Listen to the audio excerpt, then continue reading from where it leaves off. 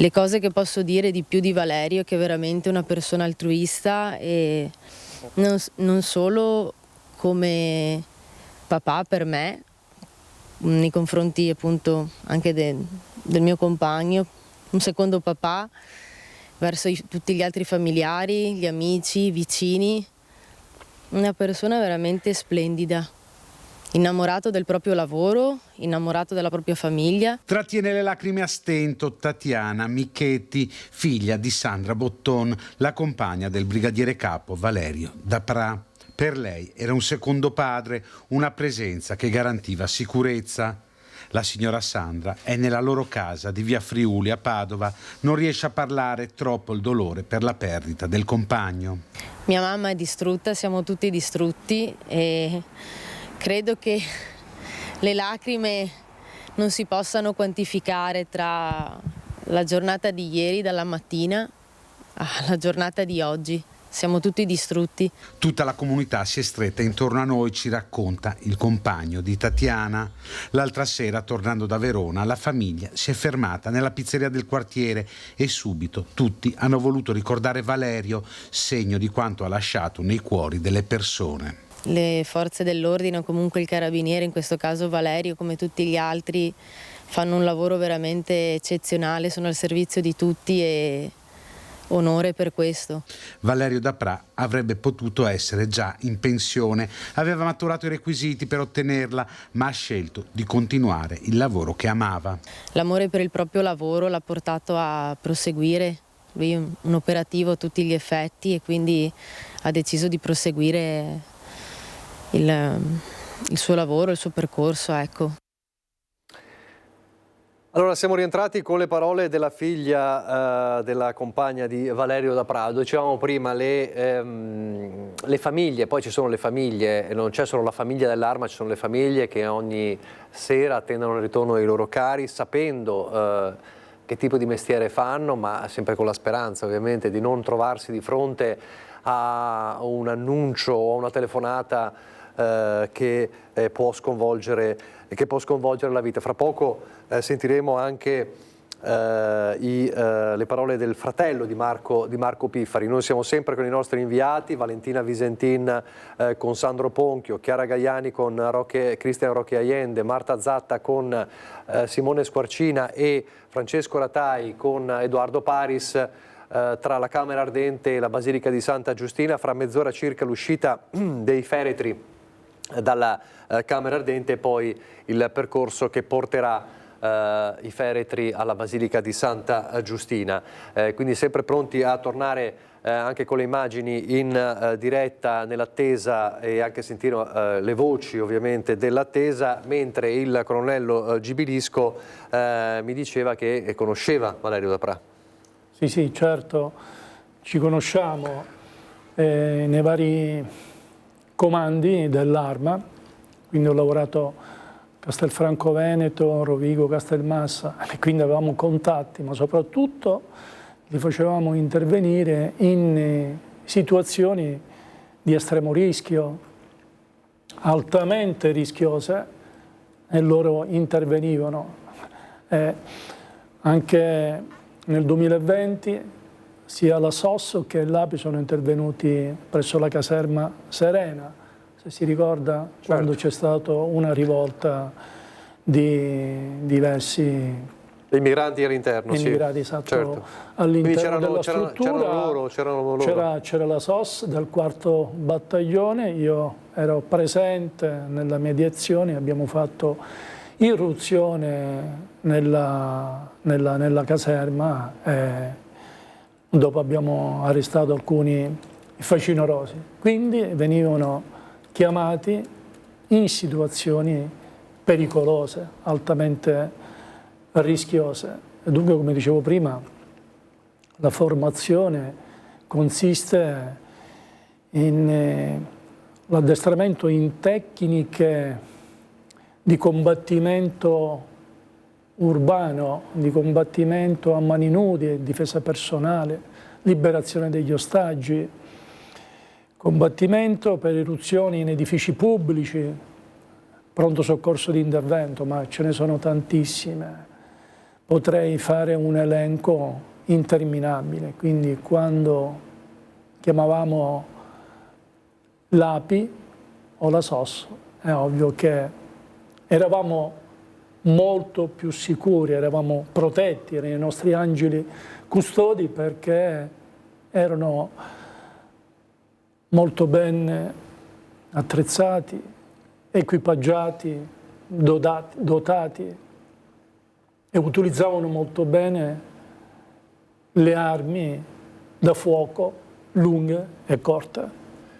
Quindi insomma vi sentivate al sicuro quando c'erano loro nell'intervento, e questo che forse sconvolge ancora di più pensando a quello che è successo a Castella d'Azzano, qualcosa di apparentemente imprevedibile, anche se in realtà poi c'è un'indagine in corso su quanto accaduto, i segnali c'erano stati e non pochi, però evidentemente nessuno si aspettava questo tipo di reazione definitiva da parte dei tre fratelli e soprattutto da parte di Maria Luisa Ramponi, che lo ricordiamo è ancora in prognosi riservata, ma è colei che poi di fatto ha innescato l'esplosione e in particolare ancora più come dire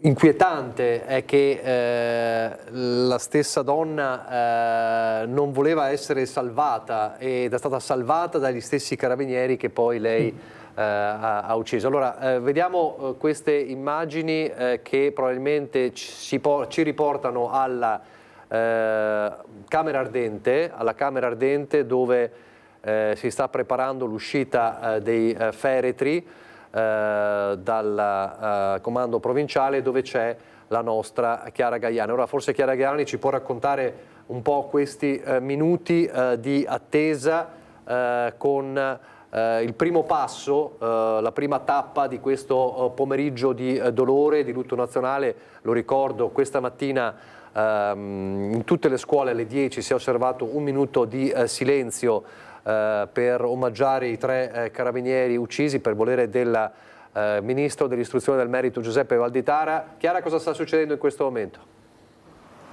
Sì Nicola, come vedi dalle immagini di Cristian, Roque Allende stanno proprio uscendo dalla caserma dei carabinieri. Io mi sposto per fare proprio spazio alle immagini. Stanno uscendo i familiari delle vittime.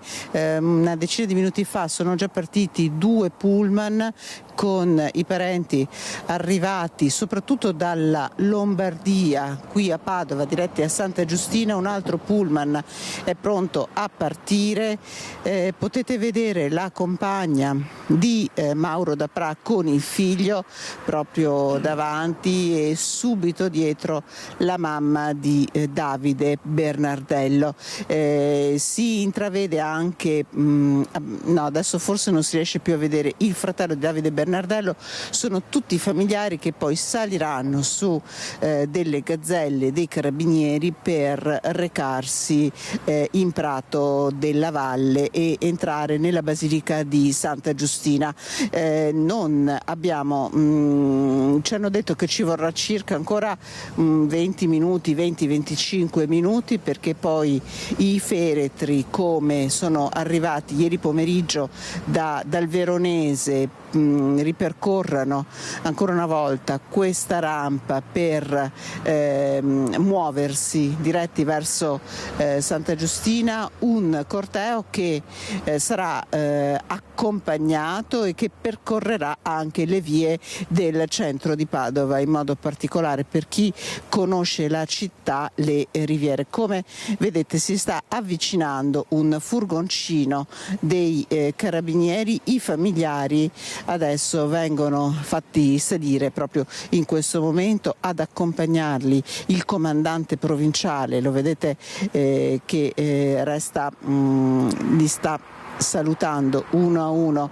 Questo inquadrato con il completo blu è il fratello di Davide Bernardello, dicevo il comandante provinciale, il colonnello Simone Paccioni, saliranno su questo furgoncino e verranno poi accompagnati in Basilica a Santa Giustina.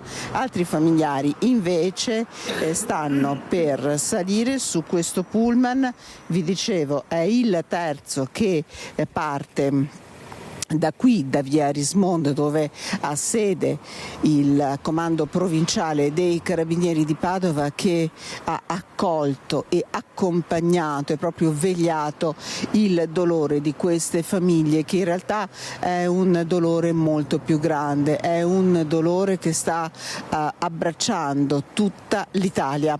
Tra penso insomma una ventina di minuti poi dovrebbe esserci l'uscita dei feretri. Vediamo se il collega Cristian Roque Allende riesce ad inquadrare adesso la rampa.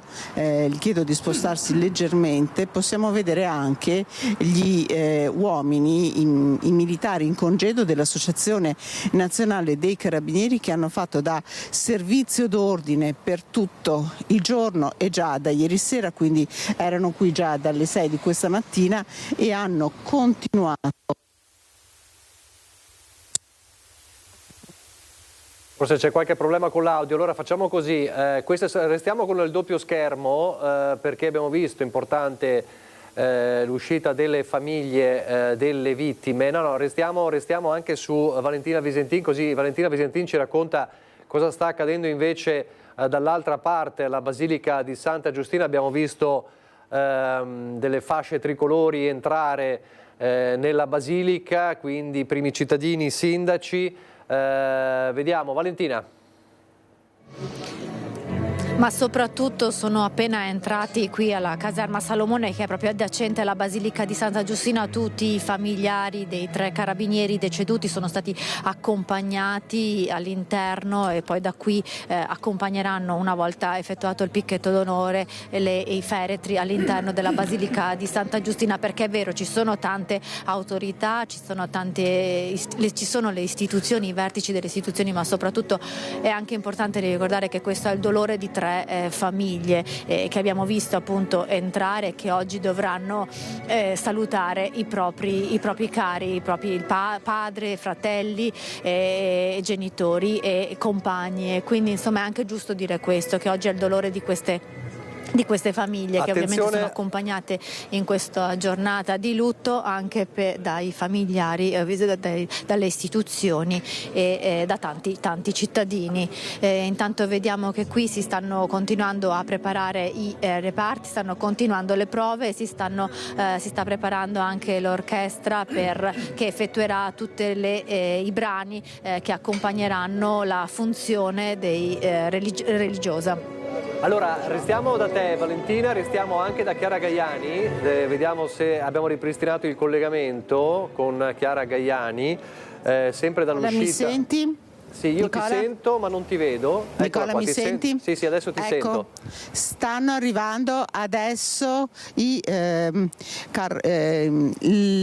le auto che poi accompagneranno le salme a Santa Giustina, quindi diciamo che in questo momento stanno per varcare la soglia, sì, i mezzi funebri, la soglia del comando provinciale, ripercorrono la strada che avevano già percorso nella serata di ieri. Come vi abbiamo raccontato, le famiglie dei familiari uccisi sono già alla volta di Santa Giustina, in modo particolare proprio i parenti più stretti sono già partiti alla volta di Santa Giustina. Io credo insomma che nel giro di una decina di minuti vedremo partire anche le salme. I carabinieri avevano detto verso le 15, potrebbero esserci forse alcuni minuti di anticipo. Allora, restiamo sempre collegati anche con te.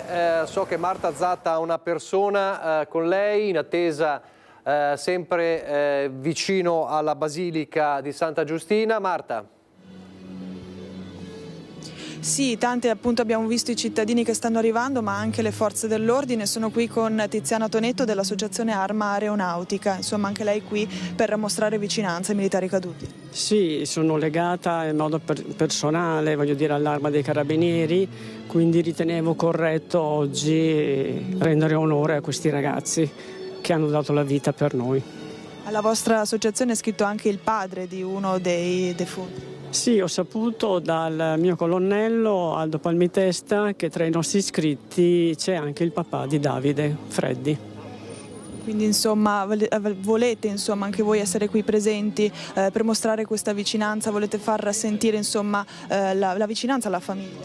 Certo, un abbraccio enorme a tutta l'Arma, al papà di Davide e a tutti quanti i familiari anche degli altri 2 caduti, perché veramente è doveroso farlo oggi. Grazie Marta. Lo vediamo adesso alle nostre spalle, c'è un ferito, vediamo se sì. Insomma se la sente di rilasciare una dichiarazione. Scusa, salve. Buongiorno, insomma anche lei qui uno dei feriti. Sì, per fortuna sono qui solo con una frattura che oggi nemmeno ci penso. Oggi il pensiero va ad altri, a loro. In un momento insomma così difficile hai voluto essere qui oggi? Assolutamente, ero ricoverato ma sono venuto comunque. Grazie. Grazie. Sì, grazie insomma, Marta, un momento difficile. Grazie davvero. Stento, insomma, ha trattenuto le lacrime. Abbiamo visto allora coloro che erano in quelle ore terribili a Casteldazzano. Fra poco rivedremo anche il video scioccante del momento dell'esplosione, momenti concitati, l'arrivo dopo 2 minuti circa peraltro l'esplosione, mentre i carabinieri cercavano di portare fuori proprio Maria Luisa Ramponi, che non voleva farsi aiutare ed è stata salvata proprio dai carabinieri. Alla Camera Ardente manca poco, alla Basilica di Santa Giustina abbiamo visto arrivare i parenti delle vittime, nei pressi di Santa Giustina, ma più vicino a Prato della Valle c'è il nostro Francesco Ratai. Francesco. Sì, buongiorno, li vedete, sono i semplici cittadini che sono in attesa dal sagrato, le immagini le avete viste dalle altre troupe che Media Nord-Est, Antena 3 ha schierato qua. Adesso sentiamo questo signore, siamo in diretta su Antena 3, anche lei è qui per... Sì, per vedere questa disgrazia. Guarda. Non so neanche io cosa dire, mi dispiace per tutti, anche per il stesso corpo, cosa vuoi fare, d'altronde questa è la vita. È un dolore molto forte. Va bene, vuoi fare? Lei è stato carabiniere? No, però un ex militare, comunque ha contatto sempre con i carabinieri, bene. Allora, mi dispiace per tutto quello che è successo. Sì. Grazie mille. Ecco, stanno arrivando anche, abbiamo visto politici locali, vediamo sindaci che arrivano, divise e soprattutto molti cittadini normali. Dall'altra parte di Prato della Valle è stato allestito un maxi schermo che alle 3:15 ci hanno detto verrà acceso per permettere a tutti di assistere anche qua dalla piazza alle esequie solenni per i 3 nostri militari caduti. Grazie a Francesco Ratai. Grazie a Francesco Ratai, vediamo anche se non sbaglio la Guardia di Finanza, insomma tutte le forze dell'ordine omaggiano oggi i carabinieri caduti nella tragedia. Così come le sirene, forse fra poco le vedremo se avremo il tempo, le sirene che hanno suonato il giorno dopo davanti al comando provinciale di tutte le forze dell'ordine, anche dei vigili del fuoco, è un doveroso omaggio. Allora io direi restiamo con le immagini da una parte con la Camera Ardente, perché fra poco ci sarà l'uscita dei 3 feriti, dall'altra da Santa Giustina con la troupe di Valentina Visentin, che è quella più vicina all'entrata. Io direi di restare così con i 2 principali le due principali postazioni in modo da poter poi andare subito in diretta, se vogliamo anche vederle poi a tutto schermo, mentre il colonnello Gibilisco, che ci ha raccontato di aver conosciuto perché per questioni di lavoro proprio Valerio Dapra, tornando sulla questione dei familiari, abbiamo visto i familiari in uscita alla Camera Ardente e l'arrivo alla Basilica di Santa Giustina, abbiamo sentito anche le parole della figlia del compagna di Valerio Dapra. Ci sono le famiglie, poi ci sono le famiglie, ci sono coloro che aspettano poi a casa, e c'è anche un messaggio che gli è arrivato, no, in queste ore da parte proprio di quel carabiniere che lei citava prima. Sì, devo dire che è duro pensare di fare un intervento di notte e non tornare più a casa dalle nostre famiglie, dai nostri cari, dai nostri affetti. In questi momenti la grande famiglia, grande, proprio dico lettera grande perché è così, si stringe attorno ai familiari per proteggerli, sorreggerli e sostenerli. Ma noi è un compito che facciamo sempre, per noi è la normalità. Accennava prima a quel collega deceduto il 12 luglio del 2018, quando comandavo la compagnia a Rovigo, ma ne potrei citare purtroppo altri di casi, delitto da Sitani e quant'altro, fatti davvero gravi, gravissimi.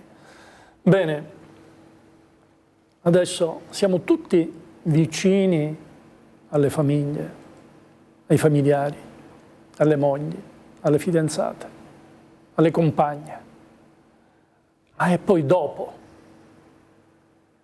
E per noi è la normalità. Seguiamo i familiari anche nel corso degli anni. Le dico, ma mi dispiace parlare in questo momento di me, ma puntualmente ogni anno, sia per Natale che il 12 luglio, dal 2018 in poi ad oggi, mando dei messaggi a Luca, Elena ed Elisa, i figli e la moglie del carabiniere deceduto 7 anni fa. Ma perché lo sentiamo, è nella nostra pelle, perché non si possono dimenticare quei momenti tristi e dolorosi, pieni di lacrime. È un modo per essere vicini.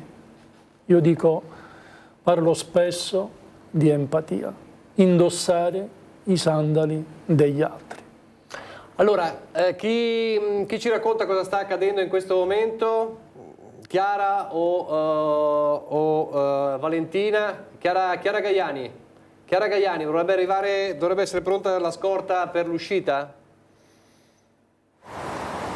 Sì, si stanno preparando, in realtà sul pullman che vedete qui al mio fianco sono già saliti alcuni carabinieri che sono usciti dalla caserma per poter andare sul Sagrato di Santa Giustina e presenziare alle esequie dei colleghi, mentre stanno facendo la spola. Abbiamo visti entrare i mezzi funebri, abbiamo visto passare altre auto della scorta, in realtà auto con dei altri carabinieri sempre diretti a Santa Giustina. Ci sono dei carabinieri pronti a controllare il traffico al momento dell'uscita dei 3 mezzi funebri, quindi dovremo esserci. Si stanno proprio completando le ultime ritualità di tipo tecnico in questo momento, e poi per l'ultima volta i 3 carabinieri lasceranno la nella caserma di via Rismondo.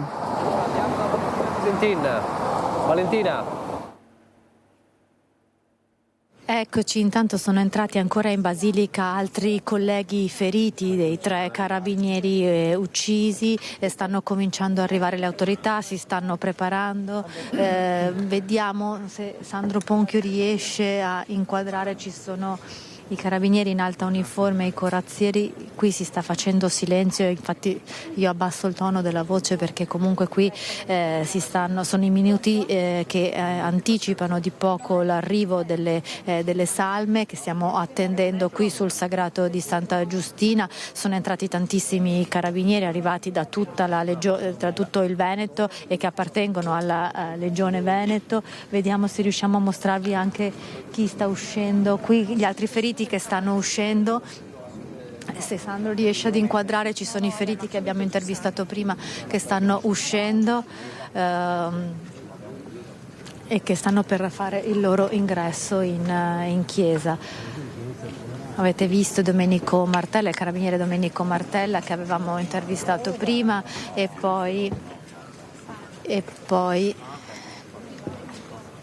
gli altri compagni proprio che erano presenti la notte dell'esplosione. Anche loro adesso stanno entrando in questo momento in chiesa. Abbiamo preferito non avvicinarli adesso e non chiedergli ulteriormente di parlare perché comprendiamo che anche per loro è il momento di grande dolore, quindi li stiamo vedendo nelle immagini mentre fanno il loro ingresso nella Basilica di Santa Giustina. Li abbiamo visti profondamente commossi e ecco, queste sono, penso che più delle parole possano parlare le immagini di questi 3 colleghi che erano insieme a Valerio Dapra, Marco Pifari e Davide Bernardello proprio accanto a loro nel momento dell'esplosione, che hanno riportato le ferite più gravi. E lo ricordiamo, ci sono altri 2 carabinieri ancora ricoverati in gravi condizioni, uno in terapia intensiva all'ospedale Borgo Trento e l'altro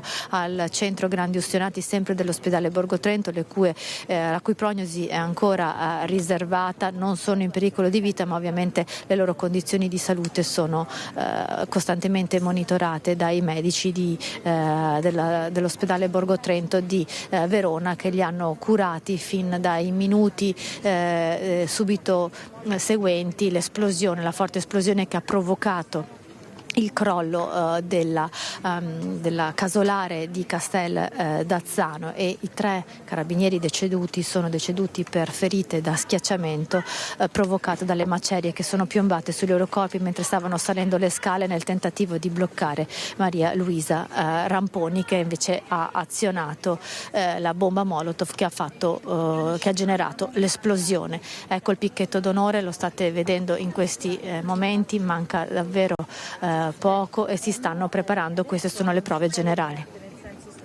Allora, mentre vediamo proprio questo e stanno facendo le prove proprio del picchetto, come diceva Valentina Visentin, come mi conferma Marta Zatta, queste sono le immagini proprio di Marta Zatta e Simone Squarcina, le corone di fiori, avete visto l'arrivo poi prima dei feriti, alcuni li abbiamo intervistati in diretta, fasciati al volto, le mani fasciate, chi in sedia a rotelle. Ecco, c'è poi, noi ovviamente oggi omaggiamo i caduti, ma poi ci sono i feriti, no? I feriti a cui dare un supporto, a cui dare un abbraccio, i feriti che poi sono quelli che da domani ripartono, no? Ripartono però con un dolore più forte nel cuore. Certo, domani ripartono, questo ci fa capire come il dispositivo era molto impegnativo, per cui tanti uomini impiegati nella notte tra il 13 e il 14 ottobre. Alle 3:30 di notte, dopo un'attenta valutazione, dopo un'attenta pianificazione, si decide di intervenire con i reparti speciali dell'Arma. 25 carabinieri, compresi i reparti territoriali fanno irruzione in questo casolare colonico in Casteldazzano, in provincia di Verona. Ma i carabinieri erano consapevoli del pericolo. Dunque c'è l'imprevedibilità. Vorrei dire, a seconda anche della ricostruzione dei fatti, che non si parla di un'operazione di sfratto, ma di una perquisizione delegata dall'autorità giudiziaria per la ricerca di materiale esplosivo, nella fattispecie bombe Molotov. Dunque io ritengo, ma questo è un mio parere, una perquisizione complessa, molto complessa, in ambienti contaminati potenzialmente esplosivi. Quindi c'era una cinturazione della zona e un dispositivo di grande efficienza, però purtroppo non possiamo prevedere l'imprevedibile.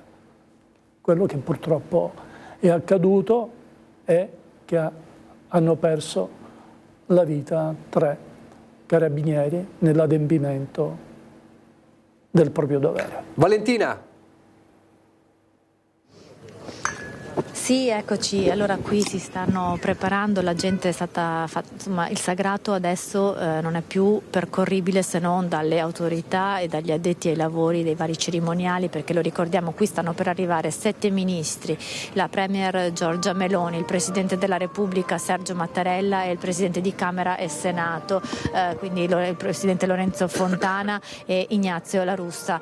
Da questo momento, appunto come dicevamo, nessuno può più entrare nel sagrato di Santa Giustina e nel sagrato della Basilica di Santa Giustina e nel lobo davanti a Santa Giustina di Prato della Valle, perché è stato completamente interdetto al passaggio.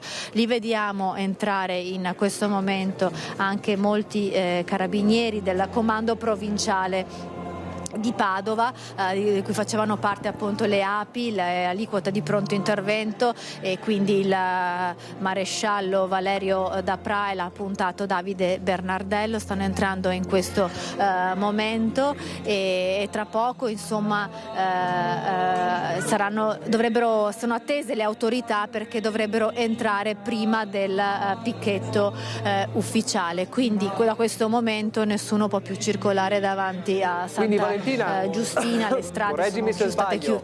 Sì. Correggimi se sbaglio, il Presidente Mattarella, la Premier Meloni, i Presidenti di Camera e Senato, quando dovrebbero arrivare all'incirca?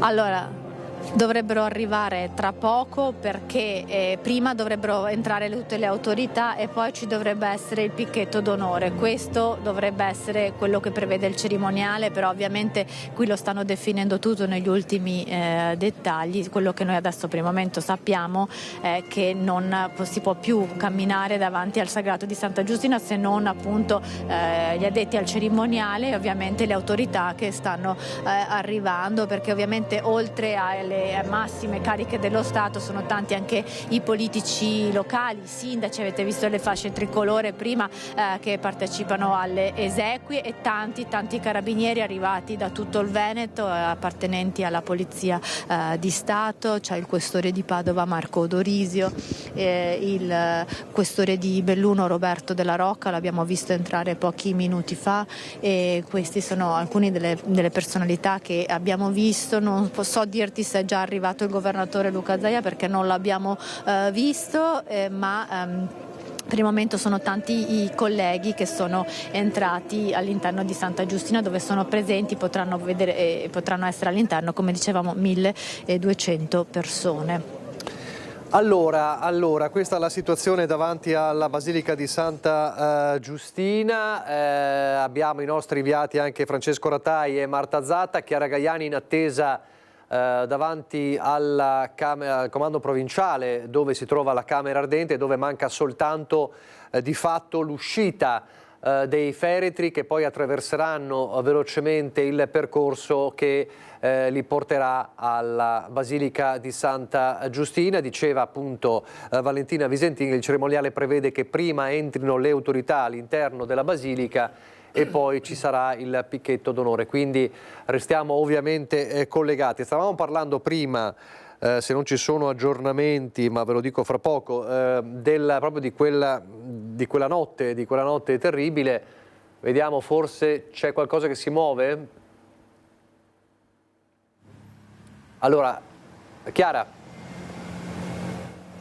Vuoi parlare? Sì, Chiara, allora Chiara. Nicola, guarda, le immagini di Christian raccontano, eccoci Nicola, le immagini di Christian raccontano, c'è una gazzella pronta dietro i motociclisti che abbiamo visto passare, sono schierati proprio dietro alla gazzella sul pullman che vedete qui al mio fianco, sono saliti tutti i carabinieri e i colleghi che resteranno in caserma, si sono proprio schierati pronti a dare anche l'ultimo saluto. Come potete vedere sono in attesa. Io direi che ci siamo, se volete restiamo collegati, però io mi sposto che così lascio spazio alle immagini che raccontano questo momento di anche di dolore, di commozione. C'è anche qualche persona che è arrivata qui proprio per poter dare l'ultimo saluto. Vediamo che stanno no, un autista in questo momento sta scendendo dall'auto, ma non so se vedete dalle immagini, altri colleghi stanno uscendo proprio per salutare l'uscita del sottotenente Marco Piffari, di Valerio Daprè e anche di Davide Bernardello. Vediamo alcuni movimenti sul piazzale dove siamo stati per gran parte di questa giornata, ma nella gazzella che sarà probabilmente l'auto che aprirà la scorta, per ora l'autista non è ancora risalito. È stata una mattinata davvero lunga e intensa anche per me, per Christian, che vi abbiamo raccontato che cosa stava succedendo. Abbiamo potuto vedere l'abbraccio delle persone, di tante persone normali, un abbraccio a questi 3 carabinieri, a queste persone morte nell'adempimento del loro lavoro, un abbraccio collettivo all'Arma dei Carabinieri che ha aperto questo cancello che adesso il collega sta inquadrando. Solitamente è chiuso, noi ogni tanto veniamo qui per lavoro, veniamo a seguire le conferenze stampa, siamo venuti recentemente anche per la presentazione del nuovo comandante provinciale. Questo cancello di fatto da ieri è aperto, da ieri sera è aperto per permettere alle tante persone che volevano davvero ringraziare questi 3 militari per quanto hanno fatto, per quanto fa l'Arma dei Carabinieri. E adesso siamo ormai alle battute finali di questo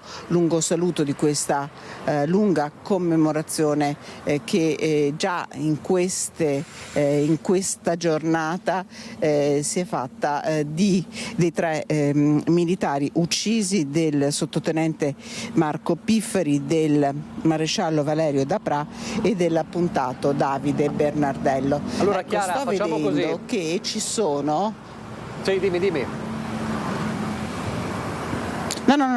No, possiamo... Allora facciamo così, lo chiedo anche alla regia, Francesca Pezzo, dovrebbe essere subentrato anche Mattia Pizzaia, così lo ringrazio anticipatamente.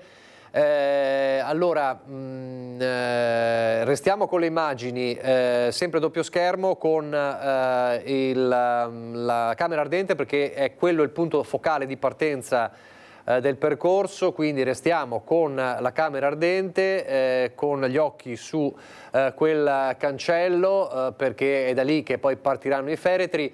e anche a Santa Giustina, perché Marta Zatta ci informa che intanto tra le varie personalità che sono entrate a Santa Giustina è arrivato da poco, è entrato anche il vescovo di Verona, Monsignor Domenico Pompili, che abbiamo visto poi ieri sera invece nella fiaccolata silenziosa di omaggio per le vie di Castel d'Azzano. Stavamo parlando prima del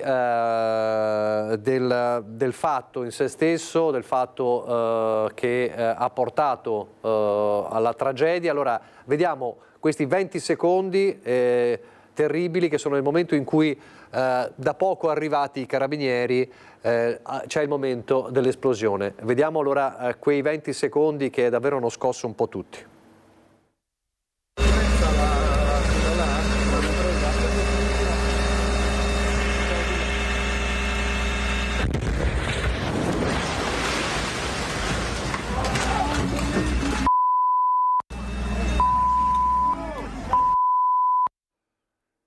Sono istanti terribili che raccontano appunto di un momento in cui l'intervento era in atto e poi ecco vediamo ci sono poi le immagini del dopo esplosione, ma raccontano di un intervento che come diceva era preparato con tutti i rischi del caso, ma era una perquisizione, insomma diceva lei, proprio perché c'era una realtà complessa e pericolosa di armi e poi una deflagrazione improvvisa e cambia tutto. Sì, purtroppo sì, in 20 secondi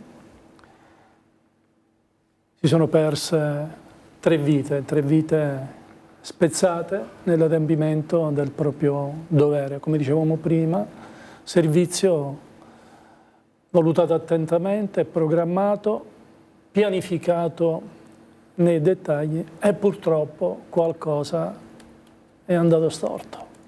Poi sicuramente ci saranno future critiche, ma come mai, il perché?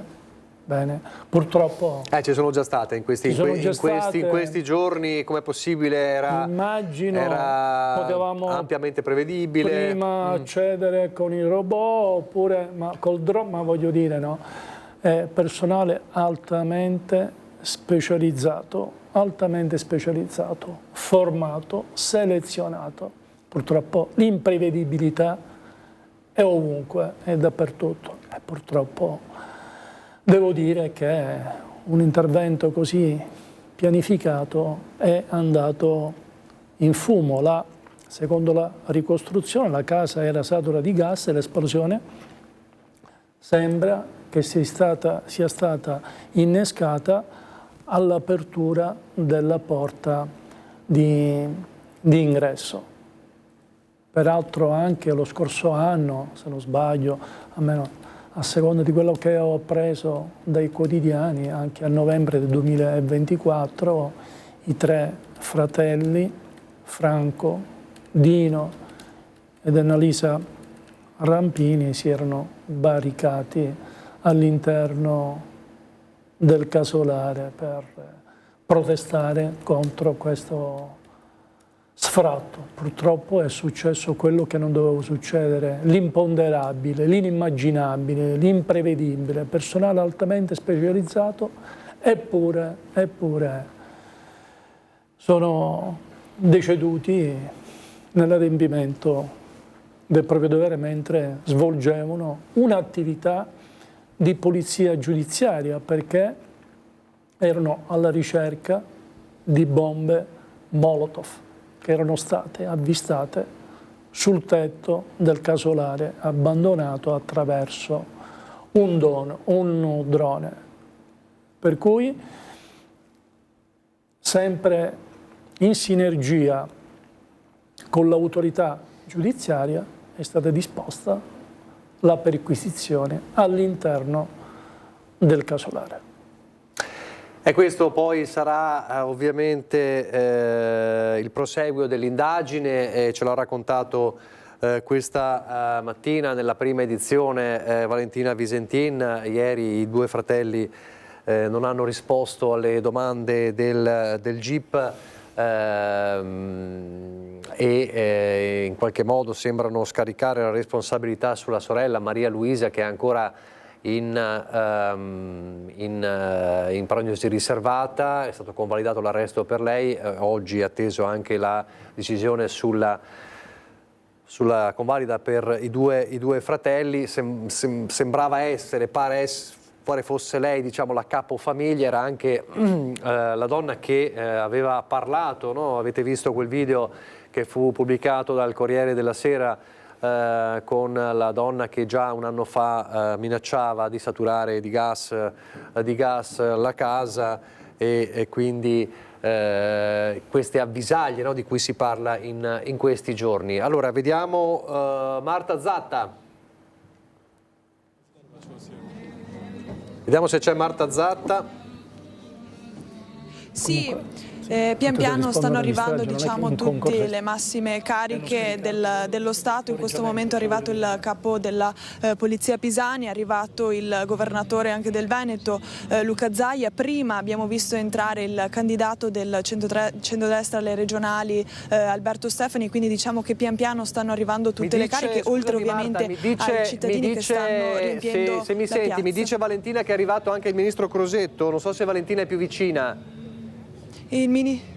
Valentina? Forse Valentina è più vicina, perché noi lo vediamo da lontano, perché noi siamo fermi nell'area dedicata a noi all'interno del Sagrato di Santa Giustina. Io credo di riconoscere per altezza il ministro Crosetto, lo sta inquadrando in questo momento Sandro Ponchio, e quindi è il primo dei ministri del governo ad essere arrivato. Ovviamente al ministro della difesa, lo ricordiamo che i carabinieri fanno parte del Ministero della Difesa, e quindi già nelle ore seguenti alla tragedia il ministro era arrivato a Verona facendo visita in tutti gli ospedali, prima a Negrare, poi a Borgo Trento, ai carabinieri feriti. E allora quindi ti fermo un secondo, Valentina, resta collegata, se mi senti, Valentina, se mi senti, resta collegata, restiamo con queste immagini, mandiamo anche la camera ardente, perché mi sa che ci siamo per l'uscita dei fetti, quindi restiamo con le immagini di Crosetto, ma anche con le immagini esterne, ecco qui, della caserma del comando provinciale dei Carabinieri, mentre vediamo il ministro Crosetto che sta entrando nella Basilica di Santa Giustina. Lo racconto io, lo diceva prima Valentina, ecco qua, ecco la partenza. Allora, torniamo a tutto schermo sulla camera ardente. In questo momento parte il corteo dei feretri delle 3 vittime della strage di Casteldazzano, ed è il primo passo verso i funerali di Stato. Seguiamoli in silenzio.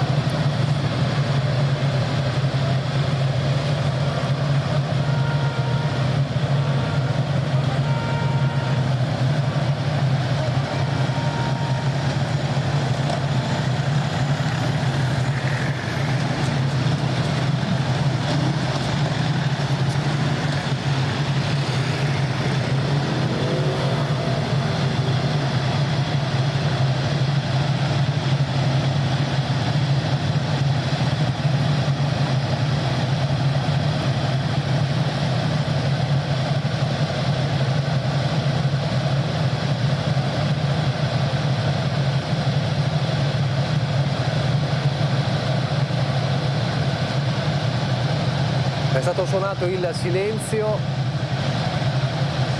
i motociclisti scortano i feretri e vediamo l'uscita.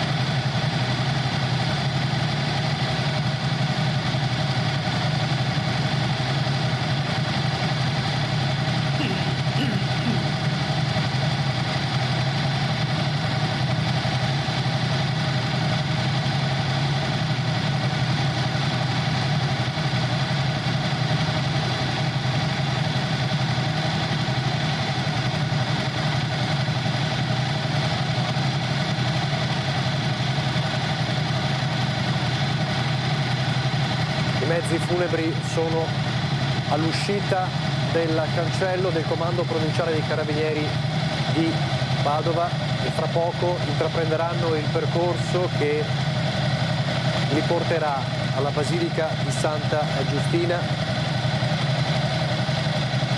È una situazione irreale che ci racconta la nostra Chiara Gaiani, che è sul posto.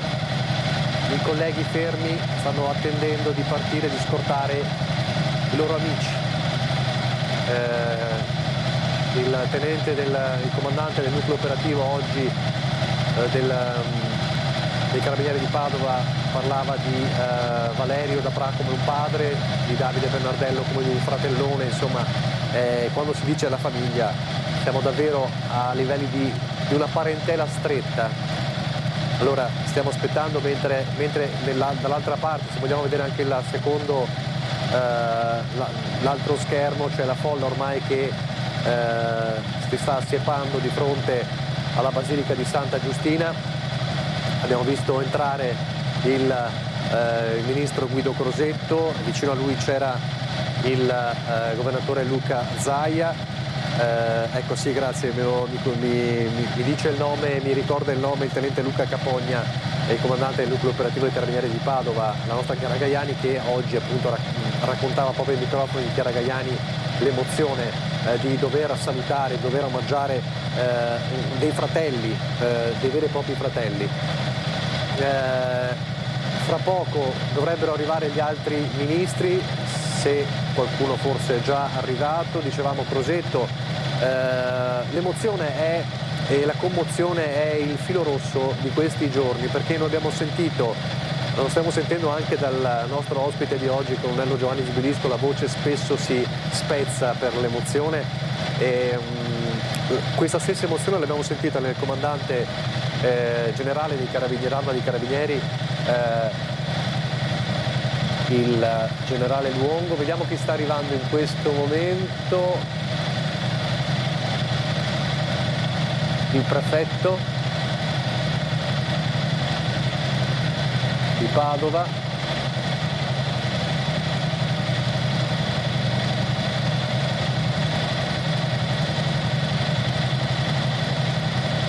E stavo dicendo, l'emozione è quella che, la commozione è il filo rosso di questi giorni. Abbiamo sentito la voce rotta dell'emozione anche da parte del comandante generale dell'Arma dei Carabinieri, il generale Luongo, ma dello stesso Crosetto, che adesso sta salutando tutte le forze presenti, le forze dell'ordine, i reparti, ma anche ovviamente tutti i presenti. Ci sono anche i medici del SUEM, li sta salutando uno a uno, li sta passando in rassegna ovviamente, ed è stato lui stesso poi a raccontare quanto gli dicevano i carabinieri feriti in ospedale, e con una voce davvero rotta dall'emozione e commossa diceva: ricordatevi che questi sono i carabinieri sono coloro che dicono sappiamo i rischi a cui andiamo incontro e dobbiamo conviverci con coraggio, con abnegazione. Allora, vediamo se c'è la partenza. No, in questo momento i feretri sono fermi e sono fermi anche i colleghi in moto. C'è un momento così probabilmente di attesa prima di iniziare il percorso. Hanno spento i motori che erano accesi fino a poco fa. Non so se è una... chiedo a lei, colonnello Gibilisco, colonnello Salvatore Gibilisco, prima l'ho chiamato Giovanni, è usuale che ci sia questo tipo di protocollo? Cioè, da noi è tutto scritto, per cui ci sono dei protocolli molto rigidi, rigorosi, e quindi ognuno di noi si attiene ai protocolli.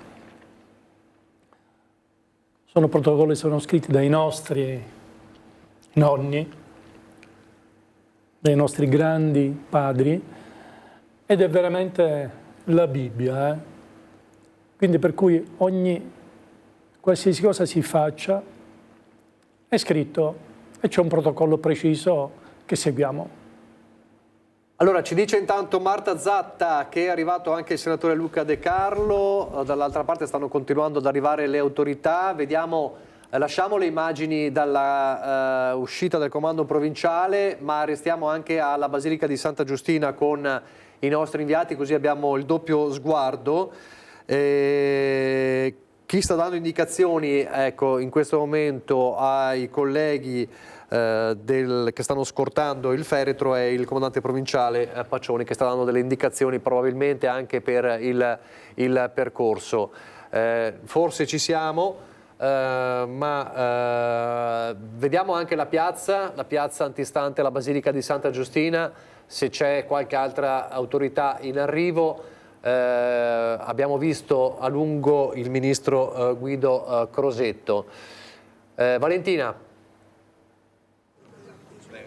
Sì, il ministro Crosetto ha salutato e si è intrattenuto con i militari all'esterno della caserma Salomone, qui sul sagrato della Basilica di Santa Giustina. Non ha voluto rilasciare dichiarazioni in questo momento. È il primo dei ministri che è arrivato, dovrebbero arrivarne 7 in tutto oggi per partecipare ai funerali di Stato. Tanti sindaci della provincia di Padova che stiamo vedendo entrare in questo momento, anche vedo e riconosco in fondo al piazzale il sindaco di Padova Sergio Giordani insieme al prefetto, e credo ci sia anche il questore Marco Dorisio, che stanno ovviamente attendendo tutte le principali cariche dello Stato qui a Santa Giustina, insieme anche al governatore del Veneto Luca Zaia. E quindi questa è la situazione in questo momento. Mano a mano alla spicciolata le autorità che arrivano sono accompagnate all'interno della Basilica di Santa Giustina. E quindi giusto per capire, Valentina, il cerimoniale, il protocollo, diciamo l'orario si sta rispettando, potrebbe esserci qualche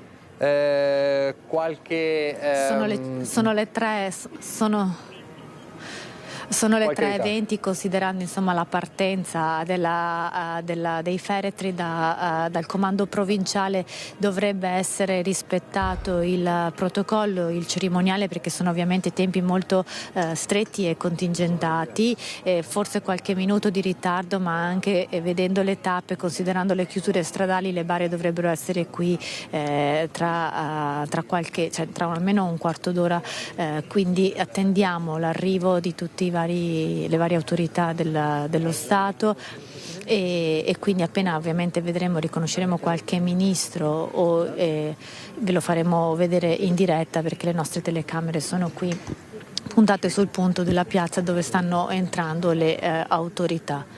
Noi stiamo vedendo nel frattempo con le immagini di Edoardo Paris il sindaco di Padova Sergio Giordani con il governatore del Veneto Luca Zaia, e c'è anche il prefetto di Padova e il questore vicino, credo, sì.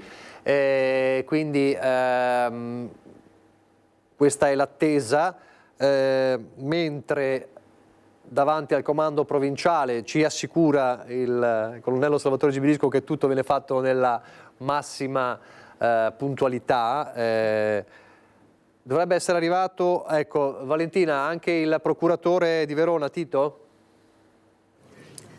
Sì, è entrato proprio in questo momento il procuratore capo di Verona Raffaele Tito, fu il primo ad arrivare sul luogo della tragedia martedì mattina. Lui stesso visibilmente commosso ha raccontato come non si è mai pronti a vedere una divisa coperta da un telo bianco. Sono state le sue testuali parole, le sue prime dichiarazioni quando ha ricostruito ai microfoni delle televisioni la dinamica di quanto accaduto la notte della strage. È entrato anche lui in chiesa, è presente anche il procuratore capo di Padova Pierangelo Raccanelli, e come hai detto si vede il sindaco di Padova Sergio Giordani insieme al prefetto Giuseppe Forlenza che stanno attendendo le autorità in fondo al piazzale.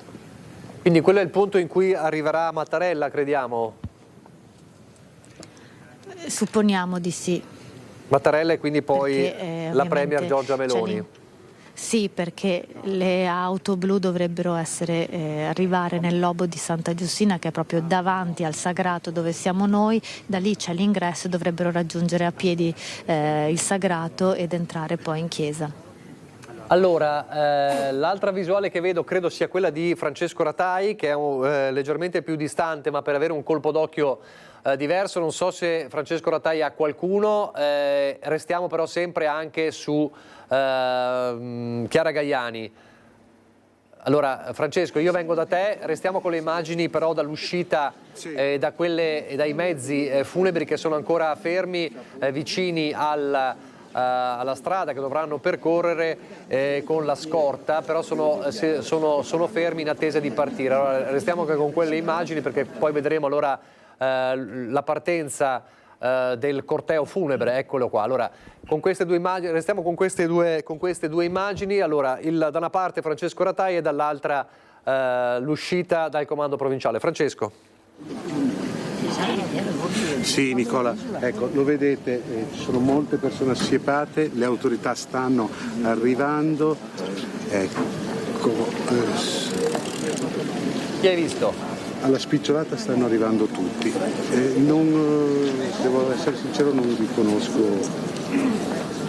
Forse sei un po' troppo lontano. E quello che volevo farti vedere è la gente che comunque sta assiepata ed è qui per assistere ai funerali. Ecco, se Edoardo mi segue, un momento, un pensiero per questi 3 ragazzi. Ma io col senno di poi ci ho fatto 7 anni con una delle ragazze che è venuto a mancare in stazione Carabiniere Caprino. Lo conosceva bene? Forse tantissimo, 7 anni ci ha fatto. Ho condiviso 7 anni di un rapporto fianco a fianco in una stazione dei Carabinieri nel Veronese. Con chi era? Con Davide Bernardello, che la sua più grande virtù era la lealtà, una persona veramente preparatissima, elegantissima, rispettabilissima. Non sono frasi di circostanza, la verità. Grazie, siete stati troppo gentili. Grazie a voi. Ecco, lo vedete, sono in molti qua che attendono l'arrivo delle bare. Non so se, Nicola, sono già partite. No, devono ancora partire. Stiamo attendendo la partenza, certo, in questo momento. Allora sentiamo ancora qualcuno. Facciamo così, andrei da Marta Zatta. Sì, Nicola, dimmi. Andiamo da Marta Zatta. Marta, hai qualcuno da sentire? Prego. Sì, prego. Marta. Sì, sono qui con Isidoro Furlan, appunto anche lui qui per mostrare vicinanza ai carabinieri caduti. Prego, po'. Scusa che siamo in diretta noi adesso. Un attimo, ci sono problemi logistici. Eccoci qui con Isidoro Furlan, insomma anche lei qui per ricordare i carabinieri caduti. Certamente, anche perché il più anziano dei luogotenenti io lo conoscevo molto ma molto bene, per cui ero comandante di Verona, mi ricordo molto bene il suo operato e sono venuto ad onorare la sua memoria. Sì, insomma non ci sono molte parole da dire in questi momenti, però insomma è importante anche mostrare la vicinanza ai colleghi che insomma hanno perso la vita in una maniera anche un po' ingiusta. Ma certamente, perché è fondamentale, l'arma è formata per questo, per essere sempre presenti nel bene e nel male. In questo caso è una tragedia. Una tragedia, però vediamo anche tantissima gente che è venuta qui insomma a mostrare vicinanza a tantissimi cittadini, insomma abbiamo sentito anche prima, anche se non li conoscevano, però per loro era importante essere qua. Ma certamente, perché è fondamentale nel momento e del bisogno ma anche nel momento del lutto essere compatti e soprattutto essere coesi nella tragedia. Ecco, quindi con queste parole insomma siamo ancora in attesa dei feriti che dovrebbero arrivare a momenti, lo vediamo insomma, dovrebbero arrivare alle nostre spalle, si tratta proprio di pochi istanti insomma e arriveranno nella Basilica di Santa Giustina. Per il momento è tutto, a te la linea. Grazie a Marta Zatta, dovrebbero partire fra poco dall'esterno del comando provinciale, sono usciti i feriti, l'abbiamo visto in diretta, però si sono fermati. Le parole, insomma immagino che condivida le parole del generale Furlan.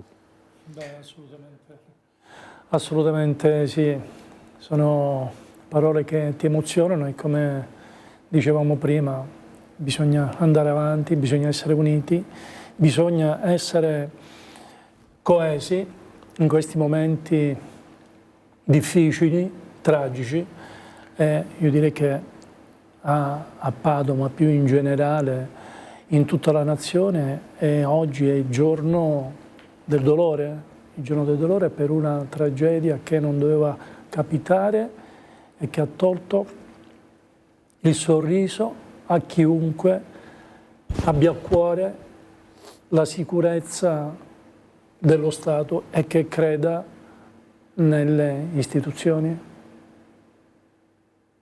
Senta, lei ci diceva di quanto è toccato a lei come comandante con quella tragedia.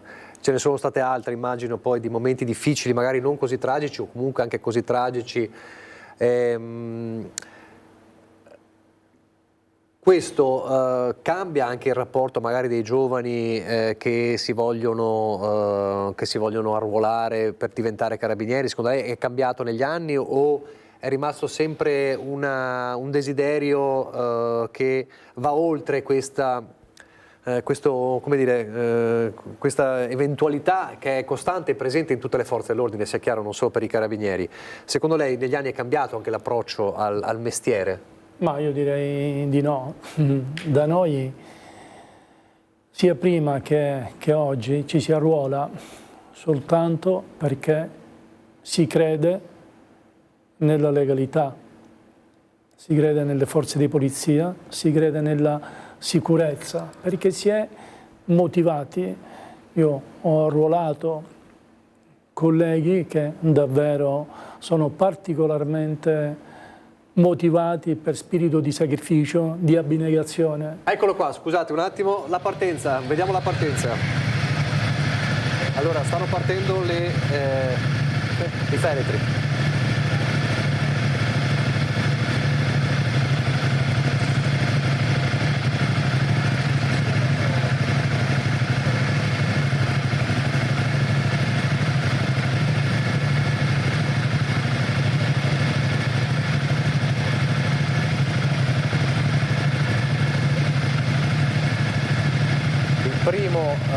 Dei mezzi funebri è partito, adesso andiamo anche in doppia finestra, scusate, mi dice Valentina Visentin che sta arrivando anche Giorgia Meloni, non andiamo anche da quella parte.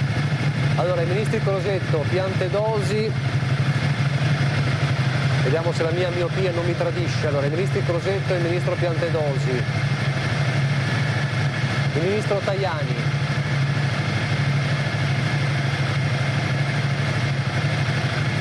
Abbiamo visto anche il ministro della protezione civile Musumeci e fra poco arriverà Giorgia Meloni, quindi restiamo con la doppia finestra, poi appena vediamo l'arrivo di Giorgia Meloni e di Sergio Mattarella.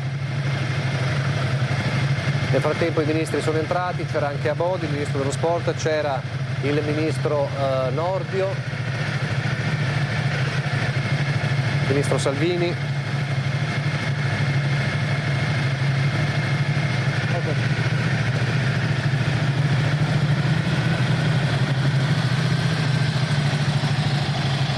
Nel frattempo la partenza dei mezzi funebri e dei feretri.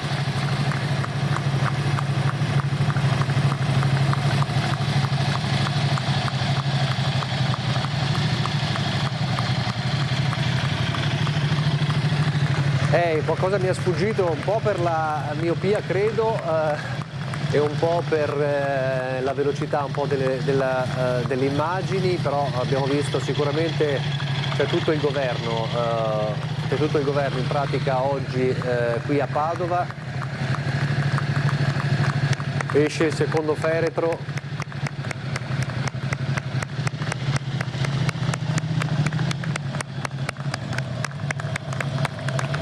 Andiamo anche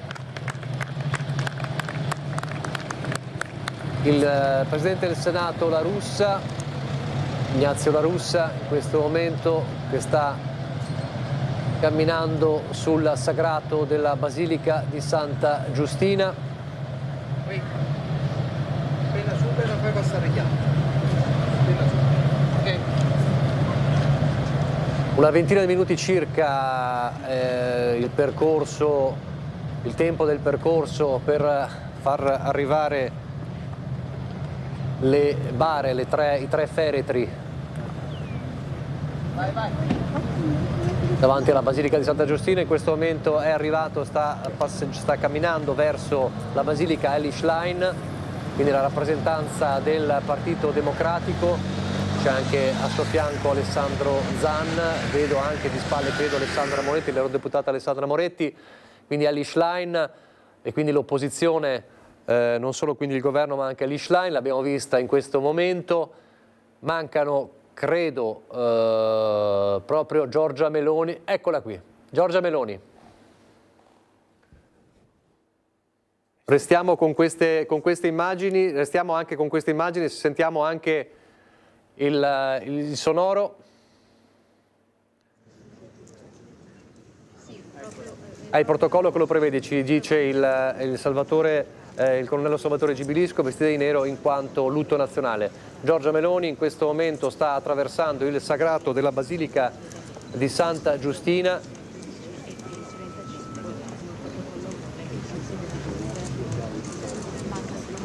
Per essere presente insieme al suo governo. Abbiamo visto tutti i ministri sostanzialmente con il suo governo per essere presente ai funerali di Stato per i 3 carabinieri caduti nella strage di Casteldazzano. Sta salendo le gradinate della chiesa della Basilica di Santa Giustina, è entrata in questo momento Giorgia Meloni.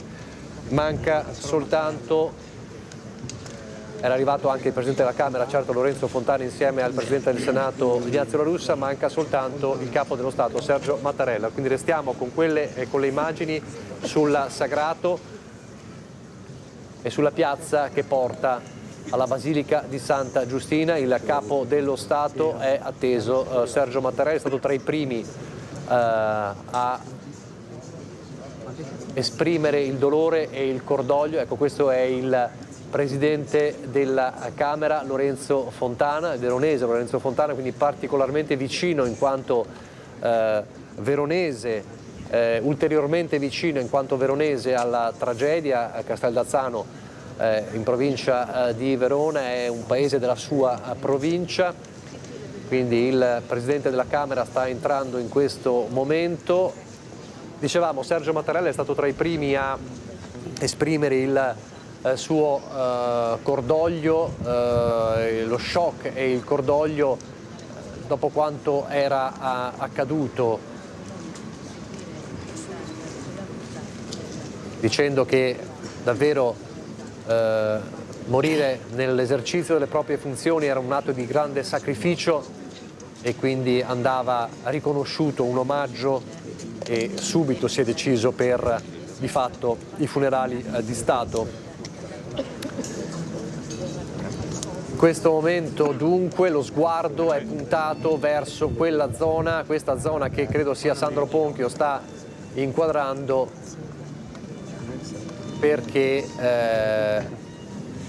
da quel punto arriverà Sergio Mattarella, mentre all'interno della chiesa, lo vediamo, sostanzialmente tutto il governo è presente, riconosciamo tra gli altri il ministro Tajani insieme alla Presidente Giorgia Meloni. Tutto il governo, dicevamo, è presente e abbiamo visto anche Eli Schlein, il comandante generale dell'Arma dei Carabinieri Salvatore Luongo, certo. Allora,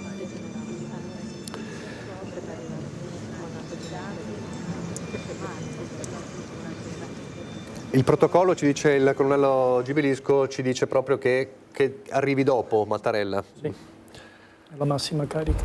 Ecco, restano fuori ad attendere il Capo dello Stato e il governatore del Veneto Luca Zaia, il sindaco di Padova Sergio Giordani e il prefetto di Padova Forlenza, perché di fatto fanno gli onori di casa, chiamiamoli così, quindi il sindaco, il prefetto e il presidente della regione, che restano fuori per attendere il capo dello Stato Sergio Mattarella, che da protocollo arriva per ultimo, mentre abbiamo visto entrare la Premier Meloni con il governo. Abbiamo visto Elly Schlein, accanto a lei Alessandro Zan, Alessandra Moretti, e quindi la rappresentanza del Partito Democratico presente. Tutte le autorità nazionali erano nel frattempo entrati nel corso della mattinata e saranno avvicinati nel corso della mattinata Alberto Stefani, Giovanni Manildo, Andrea Martella. Come sappiamo oggi anche i cosiddetti avversari della campagna elettorale, Stefani e Manildo, hanno sospeso giustamente tutte le attività elettorali. Oggi la campagna elettorale non c'è perché è un lutto nazionale, quindi non ha alcun senso la campagna elettorale in un giorno in cui si rende omaggio a 3 vite spezzate nell'esercizio del proprio dovere, così come le polemiche oggi davvero non hanno senso. Se ne riparlerà nei prossimi giorni, ci sono state anche polemiche politiche in queste ore, si ritornerà a parlare di cosa è successo, perché è successo, si poteva prevedere, non si poteva prevedere, sicuramente se ne riparlerà, c'è un'indagine in corso peraltro, ma oggi davvero non ha alcun senso, perché oggi c'è soltanto un abbraccio, c'è davvero l'abbraccio di tutta l'Italia, a partire dai ragazzi delle scuole col minuto di silenzio di questa mattina. Credo che questo sia l'auto che porta forse il capo dello Stato, non lo sappiamo, vediamo se... Non so se Valentina Visentin riesce a... Eccolo qua, il capo dello Stato, Sergio Mattarella, è arrivato. Non riusciamo ancora a vedere. Lo vediamo arrivare in questo momento, è uscito dalla macchina. Allora, Sergio Mattarella è uscito dall'auto presidenziale e in questo momento sta salutando il governatore Zaia, il sindaco Giordani e il prefetto di Padova Forlenza. Allora, vediamo, sentiamo... Nicola, allora, sì, vai Valentina, vai. È sceso Sergio Mattarella dalla... C'è stato un lungo applauso quando Sergio Mattarella è sceso dalla sua auto, è stato accolto, come vi dicevamo, da Sergio Giordani, sindaco di Padova, dal governatore Luca Zaia, dal prefetto Forlenza, e silenziosamente, molto lentamente stanno attraversando in questo momento, lo vedete, il sagrato di Santa Giustina. Quindi nel momento in cui Sergio Mattarella poi entrerà all'interno della basilica, ora poi dovrebbero arrivare i tre feretri per il picchetto d'onore. Ecco Sergio Mattarella che sta passando proprio in questo momento davanti a noi.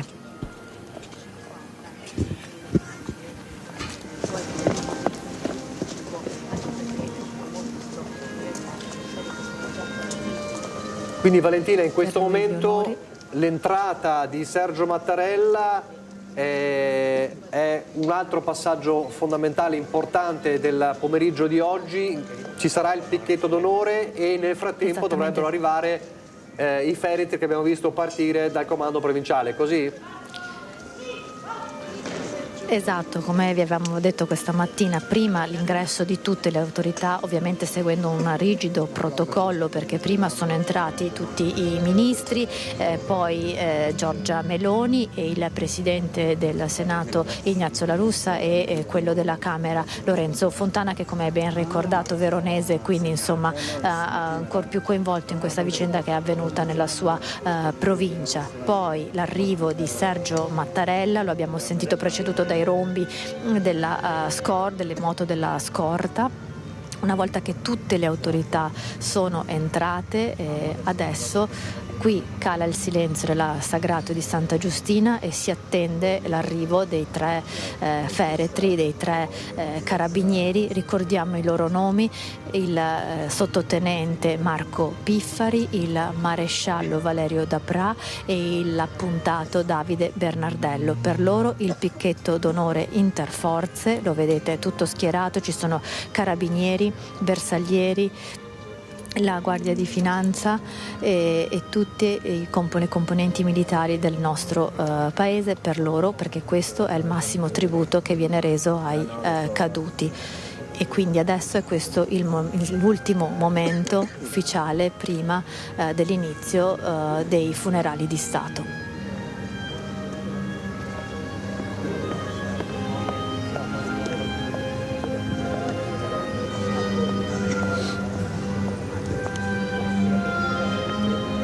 Quindi il Capo dello Stato è entrato nella Basilica di Santa Giustina, abbiamo imparato a conoscere questa, chi non la conosceva ha imparato a conoscerla qualche mese fa, questa chiesa, questa basilica, questo luogo sacro di Padova, quando abbiamo raccontato in diretta i funerali di Giulia Cecchettin, e ci ritroviamo oggi a narrare un altro dolore partecipato, perché quanto accaduto quella notte, quelle prime ore della mattina di martedì davvero ha colpito tutti, e lo abbiamo raccontato proprio in questi giorni, lo dicevamo proprio in queste edizioni, anche prima, nella prima edizione, il sottotenente Piffari, il maresciallo Dapra, l'appuntato Bernardello, li abbiamo forse ancora più conosciuti come Marco, Valerio, come Davide,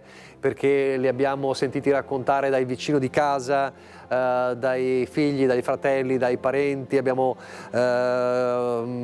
sentito raccontare mentre Mattarella in questo momento abbraccia i parenti delle vittime, in questo caso è il figlio di Valerio Dapra, lo sta abbracciando in questo momento. Ecco, lui stavamo proprio raccontando di queste famiglie, questi uomini, questi giovani, questi ragazzi che adesso hanno perso un punto importante di riferimento della loro famiglia, e poi di queste persone che vengono ricordate dai vicini di casa non tanto per il loro lavoro di carabiniere quanto per il fatto che aiutava nella via se c'era qualcosa da mettere a posto, aiutava nella sagra ad esempio di Arsego, quella particolare che abbiamo raccontato di Marco Piffari che stava per partire per il Medio Oriente in missione, era anche dispiaciuto, aveva raccontato alla vicina che lo chiamava quasi come un figlio, era dispiaciuto, diceva qualcun altro ha preso il mio posto, adesso poi dovrò continuare il mio lavoro, e aveva avuto questo dialogo con la vicina di casa proprio la sera stessa che poi ha portato alla morte di Marco Piffari. Quindi abbiamo conosciuto questi carabinieri non tanto e non solo come carabinieri, ma anche come delle vere e proprie persone molto concrete, come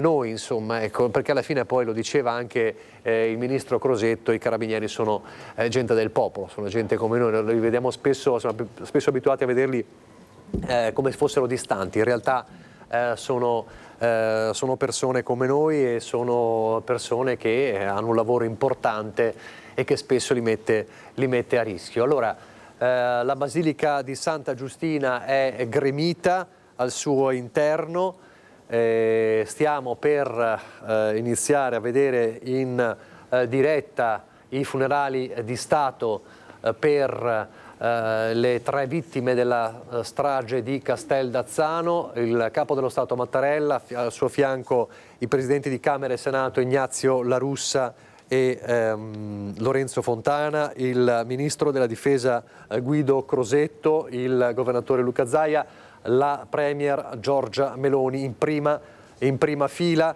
Dall'altra parte ci sono ovviamente i familiari delle vittime che Sergio Mattarella ha abbracciato uno per uno per dare la vicinanza dello Stato a queste persone che sono colpite nel profondo da quanto accaduto. Questo è l'esterno invece della Basilica, dove fra poco dovremmo vedere arrivare i feretri con i corpi dei 3 carabinieri.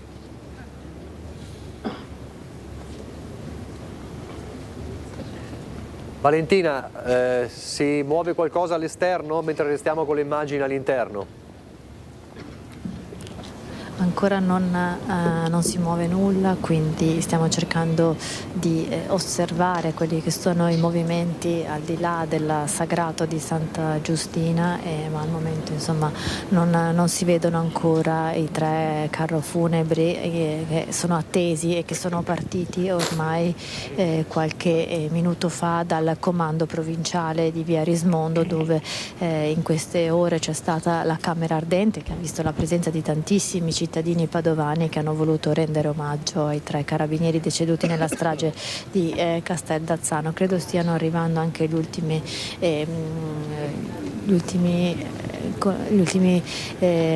militari che prenderanno parte alla cerimonia e che ovviamente prenderanno parte al picchetto d'onore. Colonnello Gibilisco, quante di queste cerimonie, magari non funerali di Stato, ma quante di queste cerimonie gli è toccato di assistere? Diverse, ovviamente di vario tipo, quelli molto più toccanti, alcuni funerali di Stato, altri un po' meno toccanti, ma sempre funerali, la vicinanza alle famiglie, ai carabinieri magari giovani che sono morti, sono deceduti a seguito di incidente stradale oppure per malattia, direi, giovani carabinieri, e quindi ugualmente organizzare, pianificare la cerimonia, la costante presenza dell'arma, la vicinanza alle famiglie e tutto quello che ci comporta, ma vorrei dire che per noi non è né un disagio, fa parte del nostro lavoro, della nostra forma mentis, della nostra mentalità, essere vicino ai nostri collaboratori. E poi, come diceva lei, cioè, noi viviamo la vita del paese, viviamo la vita della comunità e quindi siamo sempre vicino ai cittadini, ai nostri carabinieri. Il lungo applauso all'arrivo, sentiamo il lungo applauso.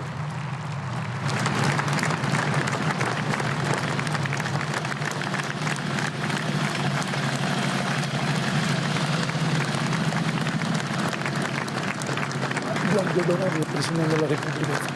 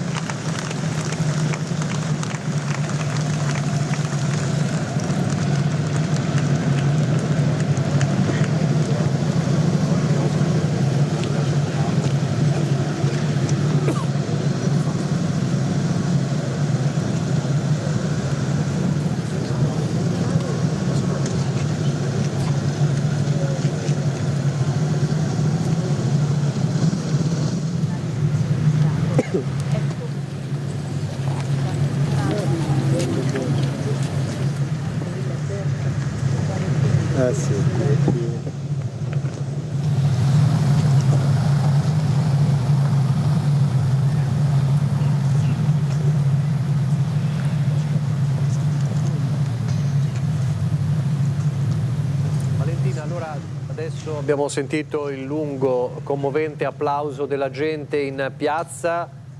In questo momento dovrebbe esserci il picchetto d'onore, è così? Sì, è così, si stanno preparando.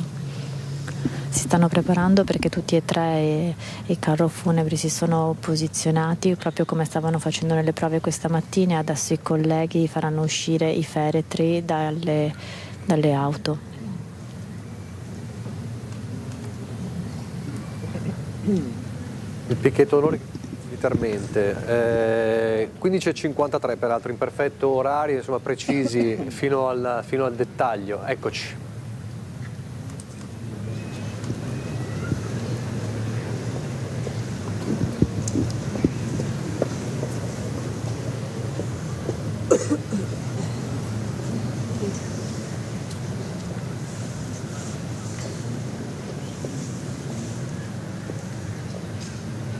Il nuovo presidente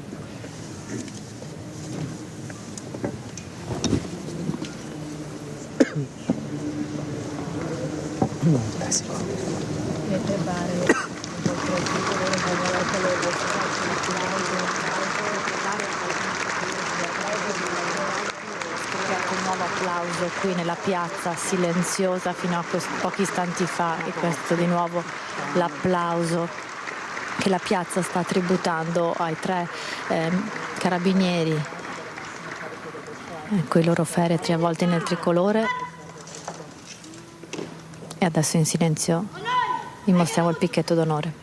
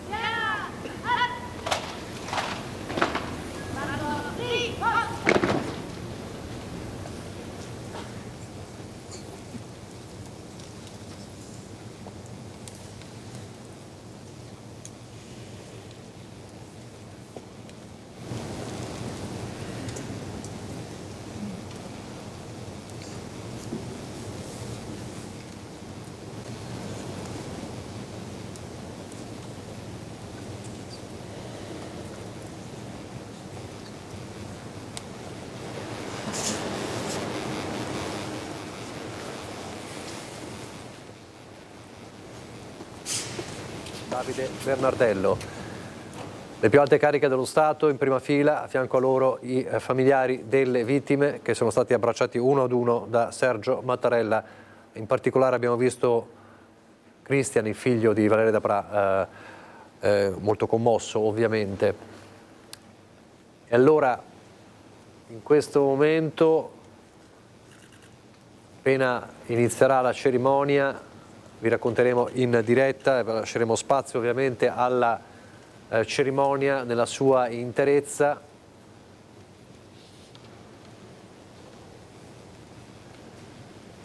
Guardo molto commosso del capo dello Stato Sergio Mattarella.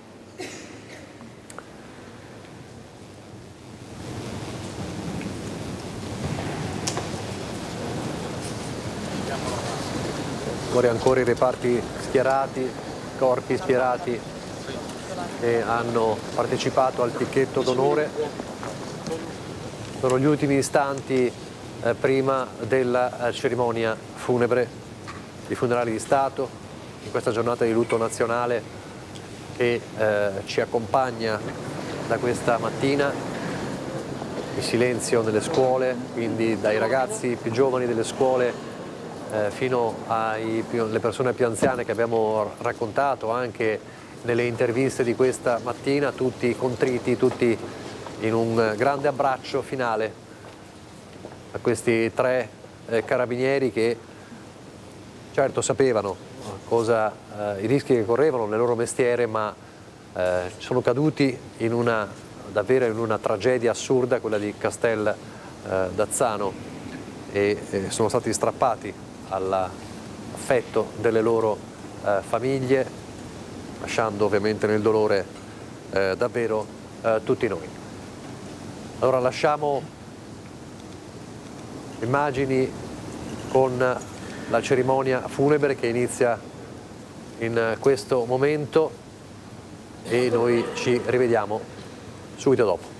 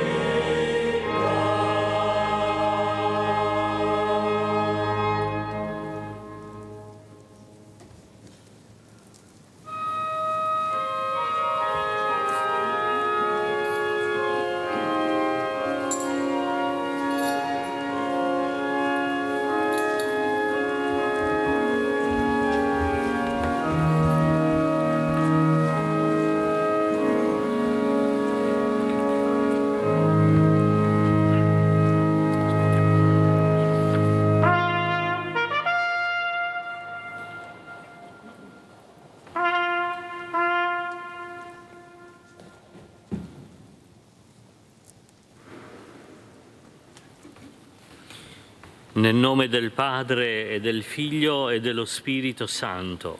Amen. La grazia e la pace di Dio nostro Padre e del Signore nostro Gesù Cristo siano con tutti voi. E con il tuo spirito.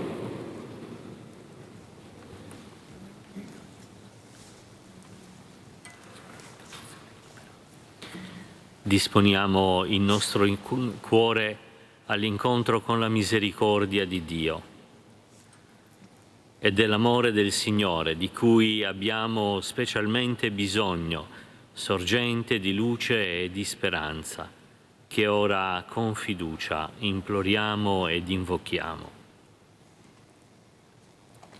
Pietà di noi, Signore. Contro di te abbiamo peccato. Mostraci, Signore, la tua misericordia. E donaci la tua salvezza. Dio Onnipotente abbia misericordia di noi, perdoni i nostri peccati e ci conduca alla vita eterna. Amen.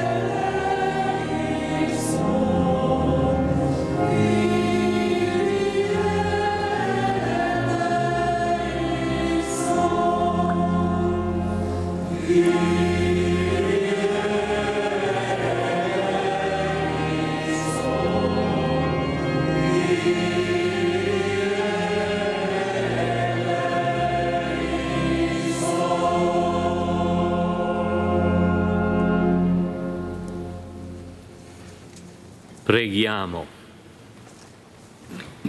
O Dio, che hai posto un limite alla vita terrena per aprirci il passaggio all'eternità, supplichiamo la tua infinita misericordia perché i nomi dei nostri fratelli Marco, Valerio e Davide siano scritti nel libro della vita.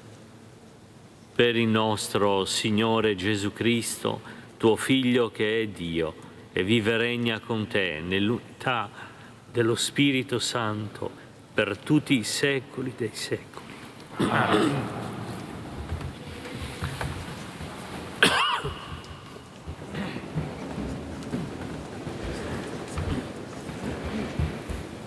Dal Libro della Sapienza. Le anime dei giusti sono nelle mani di Dio. Nessun tormento li toccherà. Agli occhi degli stolti parve che morissero. La loro fine fu ritenuta una sciagura, la loro partenza da noi una rovina. Ma essi sono nella pace. Anche se agli occhi degli uomini subiscono castighi, la loro speranza resta piena di immortalità. In cambio di una breve pena riceveranno grandi benefici, perché Dio li ha provati e li ha trovati degni di sé. Li ha assaggiati come oro nel crogiuolo e li ha graditi come l'offerta di un olocausto. Nel giorno del loro giudizio risplenderanno, come scintille nella stoppia correranno qua e là. Governeranno le nazioni, avranno potere sui popoli e il Signore regnerà per sempre su di loro. Coloro che confidano in Lui comprenderanno la verità. I fedeli nell'amore rimarranno presso di Lui, perché grazia e misericordia sono per i Suoi eletti. Parola di Dio.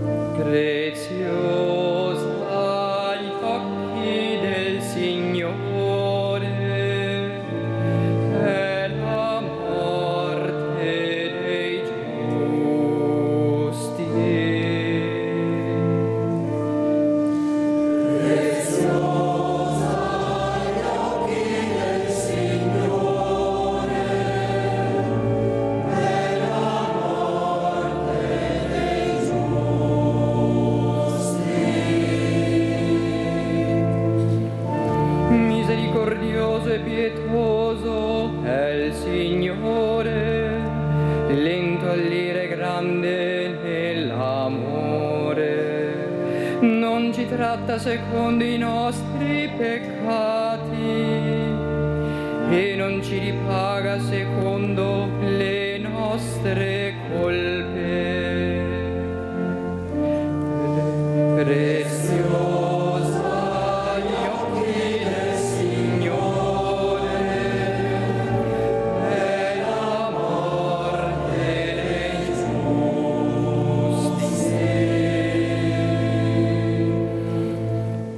Come tenero un padre verso i figli, così il Signore è tenero verso quelli che lo temono, perché egli sa bene di che siamo plasmati, ricorda che noi siamo polvere. Preziosa agli occhi del Signore è la morte dei giusti.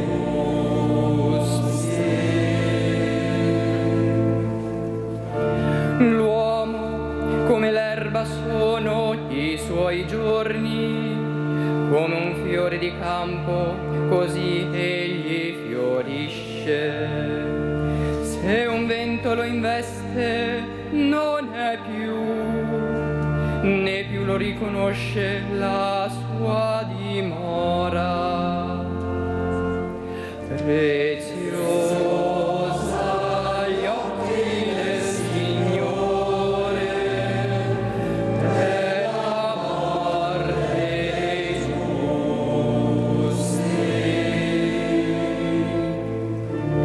Ma l'amore del Signore è da sempre, per sempre su quelli che lo temono, e la sua giustizia per i figli dei figli, per quelli che custodiscono la sua alleanza e ricordano i suoi precetti per osservarli. Preziosa agli occhi del Signore è la morte dei giusti.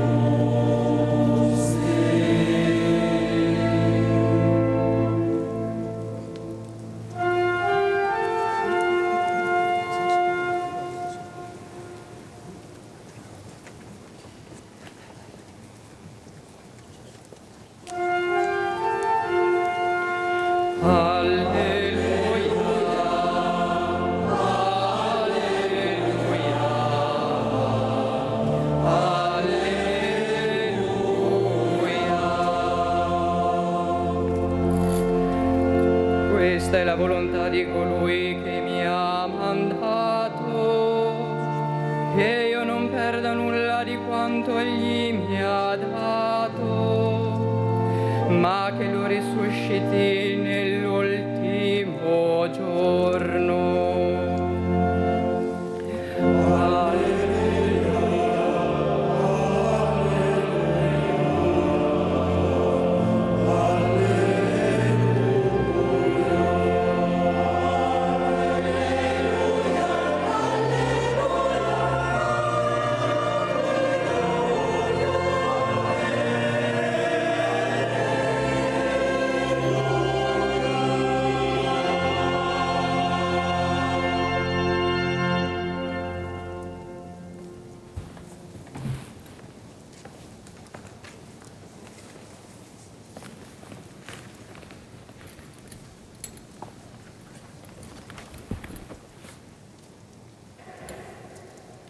Il Signore sia con voi. E con il tuo spirito. Dal Vangelo secondo Giovanni. Gloria a te, o Signore.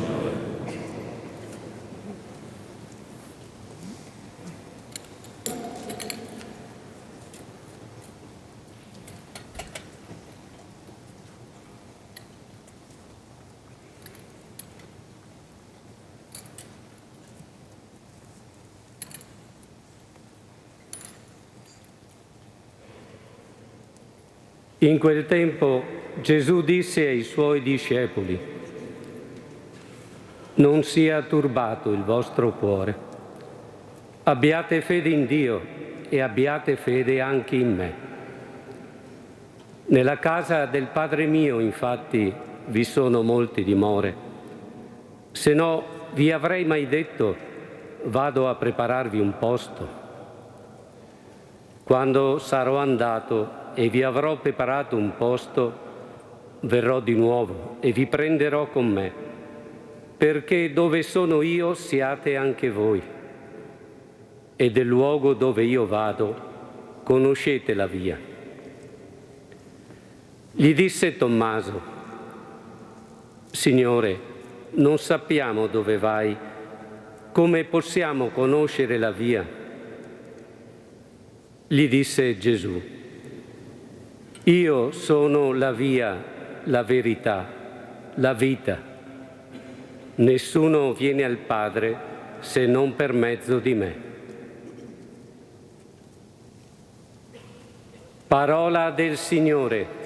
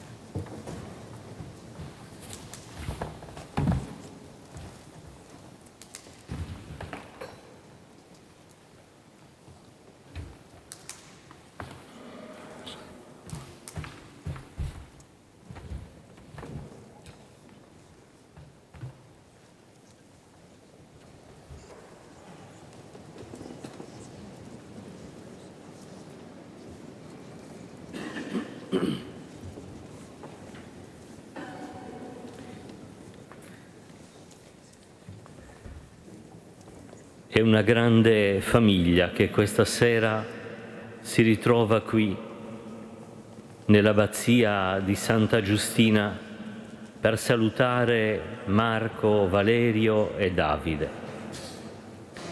In primi tra tutti, il signor Presidente della Repubblica,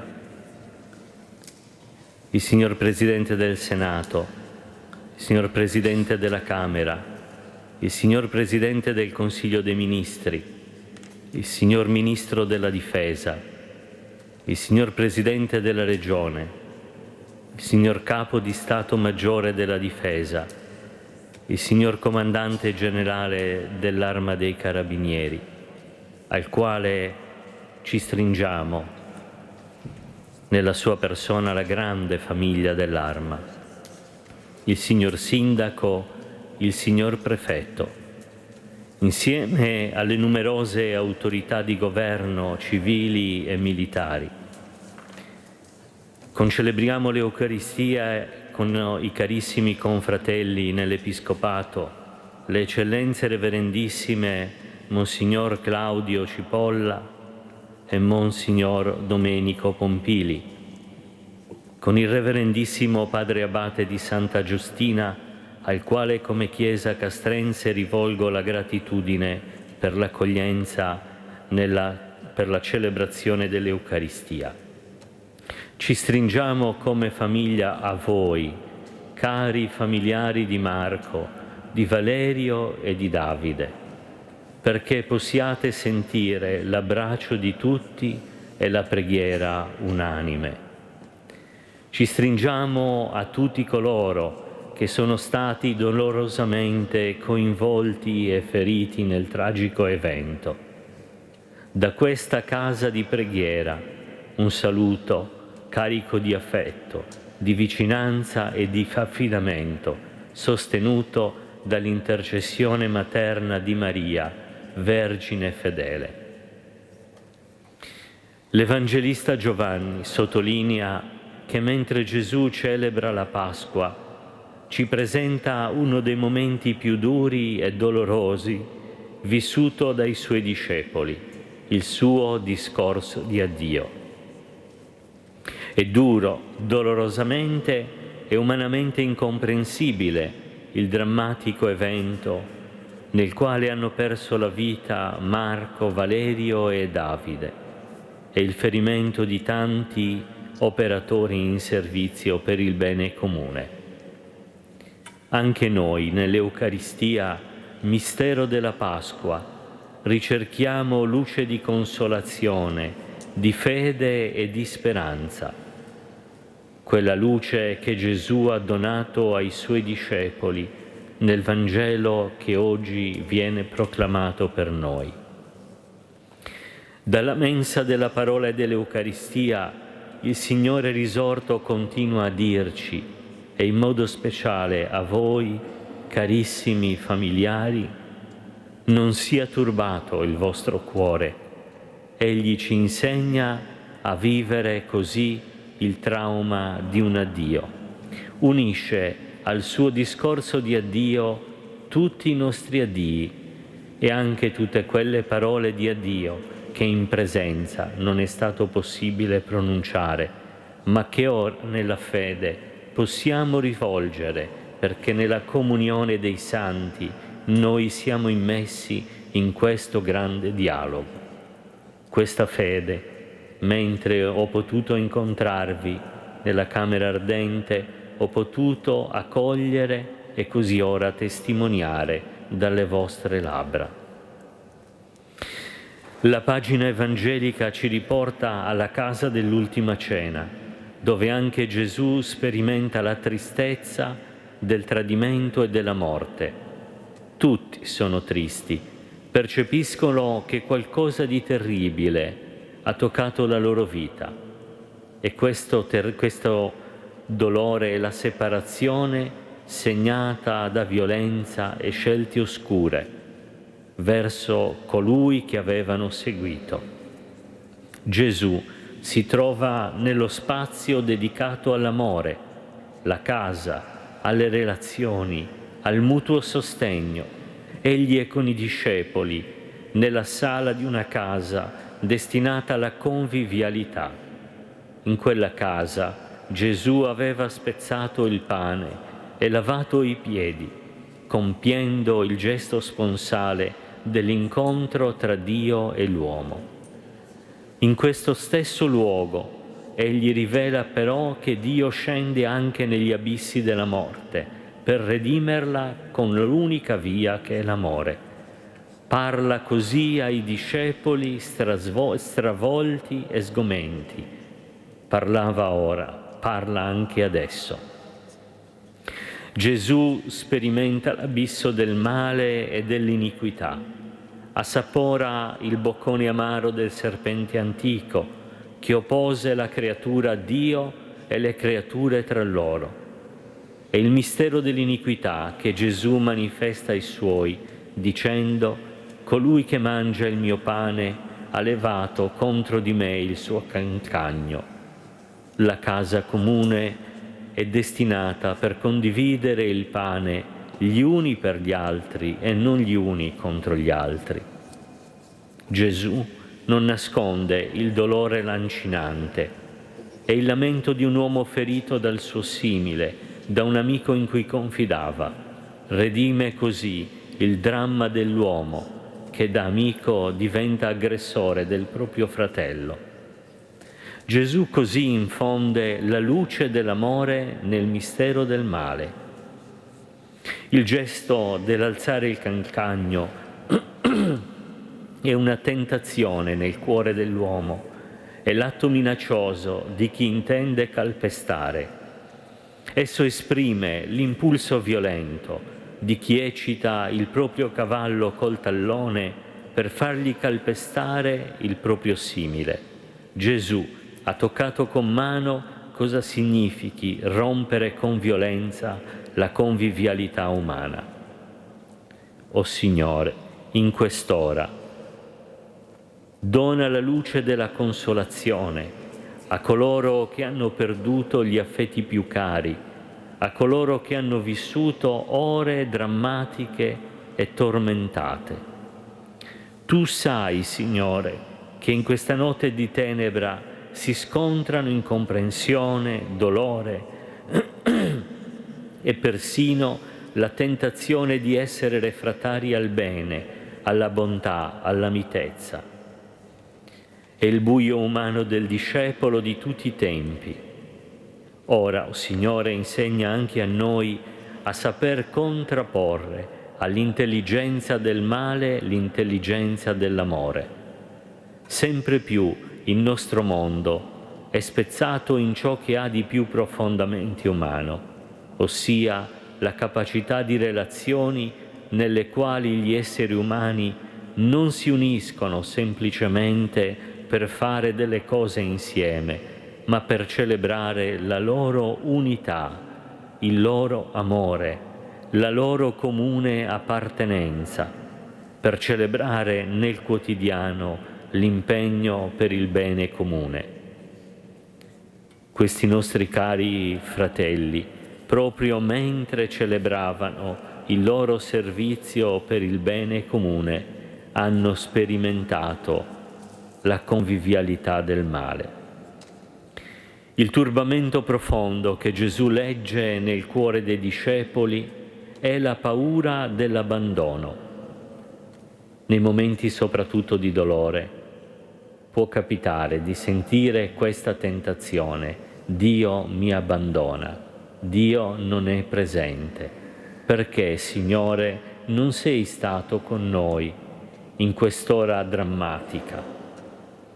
Ma Gesù sente forte questa angoscia e la esplicita, non la tiene per sé, perché desidera rassicurare, consolare i suoi discepoli di allora e oggi anche i familiari di Marco, di Valerio e di Davide, dicendo: non sia turbato il vostro cuore, vado a prepararvi un posto. Gesù annunciava ai suoi discepoli e oggi a tutti noi che la separazione sarà solo temporanea, che il dolore si trasformerà in gioia e la morte in vita. Egli sa che lo strappo è un dolore lacerante e per questo entra nel tumulto del cuore umano per raccoglierne lo smarrimento, i venti della tempesta prodotta dal male. Sant'Agostino coglie come possiamo essere provati fin nelle midolla, commentando questo discorso di addio di Gesù, e dice: c'era di che essere turbati, come se dovesse loro toccare in sorte di doversi separare da Lui, ma sentendosi dire: nella casa del Padre mio vi sono molte dimore, essi si riprendono dal loro turbamento, sicuri e fiduciosi che al di là dei pericoli della prova rimarranno presso Dio e con Cristo. L'abbiamo ascoltato dal libro della Sapienza: le anime dei giusti sono nelle mani di Dio. Marco, Valerio e Davide sono nelle mani di Dio e con questa Eucaristia noi li consegniamo alla loro ultima dimora terrena. Papa Leone XIV, in un recente intervento, ha ricordato che il risorto ci conduce a casa, dove siamo attesi, amati e salvati. Questi nostri fratelli ora sono nella casa del Padre, attesi, amati e salvati, e noi e voi soprattutto, loro familiari, nella fede attendete e amate coloro che sono al sicuro in Dio. L'Evangelista sottolinea che nel cenacolo Gesù consola, infonde speranza, come un padre dal cuore materno, dicendo: non sia turbato il vostro cuore, abbiate fede in me. Io vado a prepararvi un posto, poi verrò, vi prenderò e vi porterò con me. Vogliamo pensare che in quel tragico momento per Marco, Valerio e Davide e per quanti allora in servizio hanno vissuto quelle ore terribili, si sono rese vive le parole di Gesù, le parole della fiducia, della speranza, la testimonianza che Egli era presente nel buio. Il Signore torna ogni volta che qualcuno di noi è in cammino per lasciare questo mondo. Verrò e vi prenderò. Sono le parole del Cristo risorto. Verrà, ci prenderà per mano, ci porterà con sé. Nel suo discorso d'addio, Gesù indica nell'amore e nel servizio la vera vittoria, la vera gloria, il vero esito vittorioso della vita. Servire i fratelli, tutelare il bene comune, significa partecipare all'edificazione dei valori del Regno. Gesù aveva proprio ricordato ai Suoi discepoli: se uno mi vuol servire, mi segua, e dove sono io, là sarà anche il mio servitore. Questi umili servitori, questi fedeli servitori, ora li vogliamo pensare nella casa del Padre. Nel mistero pasquale del Cristo, gloria della croce e gloria dell'amore si incontrano insieme. Gesù mostra le resistenze davanti all'idea di successo, di vittoria, di affermazione presente nei Suoi interlocutori. Gesù parla di se stesso come di un chicco di grano caduto a terra, un seme destinato a morire per portare frutto. Qual è la sua gloria, il suo reale peso specifico, il suo reale valore? È dare la vita, perdere se stesso per i fratelli. La gloria di Dio è la capacità di spogliarsi e umiliarsi perché l'altro possa tornare a vivere. È una gloria che vince la logica del principe di questo mondo, che si regge sulla autoaffermazione, sulla violenza, sul successo a discapito di tutti e di tutto. Gesù mostra che la vittoria sul mondo non si realizza in un distacco radicale da esso, bensì in un radicale amore spendendosi per esso. La fede non estranea dalla vita, ma introduce nella storia. La vittoria sul mondo e sul male è anche l'amore di chi serve la patria, cioè il prossimo, garantendo la giustizia, il bene comune, la stabilità delle istituzioni, preposte a custodire nell'ordine e nell'armonia la comunità umana. In questi tempi si assiste ad una crescita a dismisura del senso della libertà, disancorata da ogni forma di riferimento etico e spirituale. La nostra non è tanto una società pluralistica, ma una società policentrica, una società che talvolta non riesce a trovare il proprio centro. In questa Eucaristia noi vogliamo trovare il centro in Cristo, il nostro baricentro, in colui che ha donato la sua vita. Forse occorre oggi più che mai rientrare nella casa interiore per recuperare la capacità di comprendere il senso delle azioni compiute e che si compiono, perché solo nell'intimo si possono valutare in profondità. La via della conversione diviene così la strada per una riconciliazione sociale che esige un equilibrio interiore, un'educazione alla virtù etica e spirituale della mitezza, intesa come modo di porgersi verso l'altro per non trasformare l'umana convivenza e l'agorà pubblica in un immenso mattatoio. Raggiungendo il vertice dell'amore sulla croce, Gesù proclama che la vita raggiunge il suo centro, il suo senso, la sua pienezza quando viene donata. Dio è Padre e in Gesù serve l'uomo, donandosi. Gesù testimonia che servire è proprio di Dio. I nostri fratelli Marco, Valerio e Davide hanno seguito la via del servizio per il bene comune.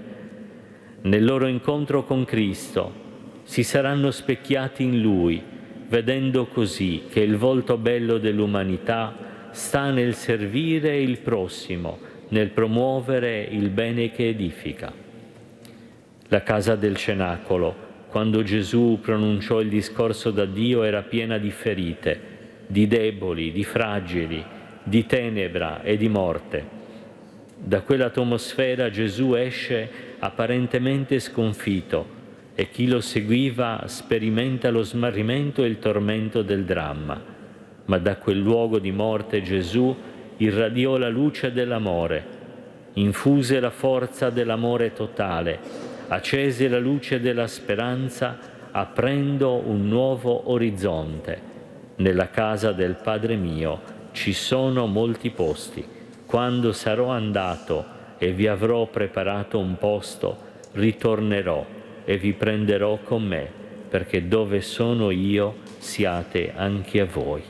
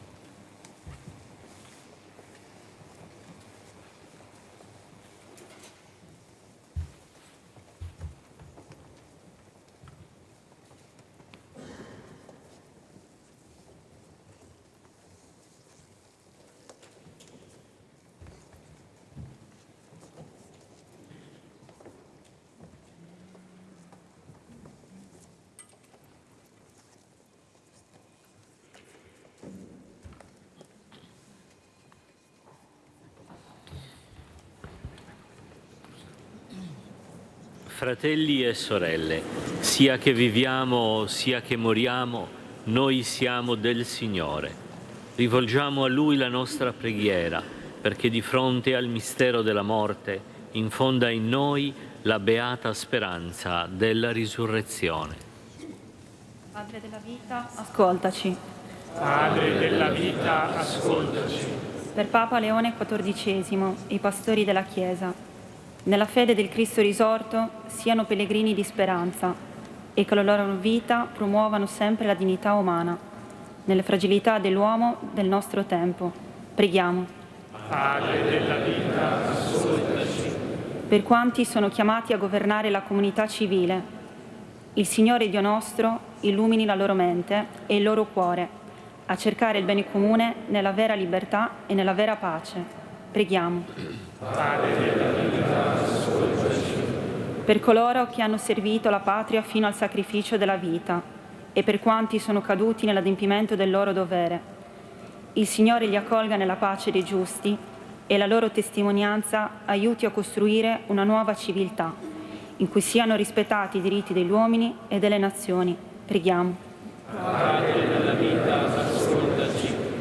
Per le vedove e gli orfani dell'Arma, sostenuti dal conforto della tua presenza, dal nostro fraterno amore e dal ricordo del bene che hanno compiuto i loro congiunti, trovino la forza di superare il dolore del distacco.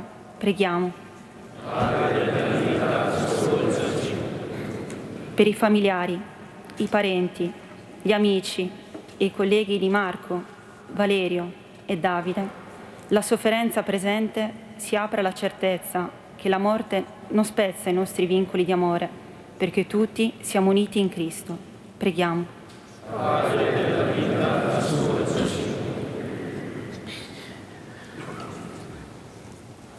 In vita e in morte siamo tuoi, o Padre. Confermaci in questa fede e accogli i nostri fratelli Marco, Valerio e Davide, insieme ai santi, nella gioia del tuo regno. Per Cristo nostro Signore. Amen.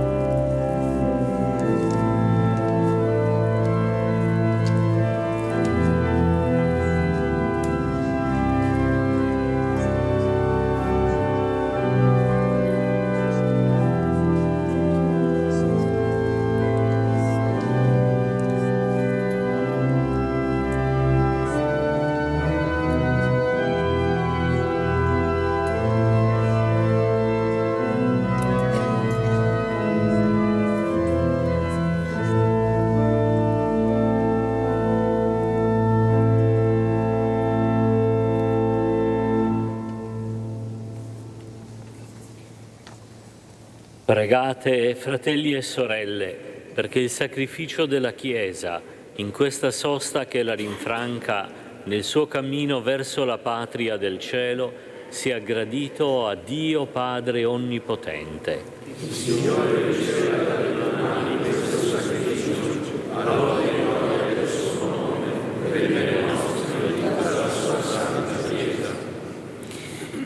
Guarda, o Signore, i nostri fratelli Marco, Valerio e Davide, per i quali ti offriamo questo sacrificio di riconciliazione.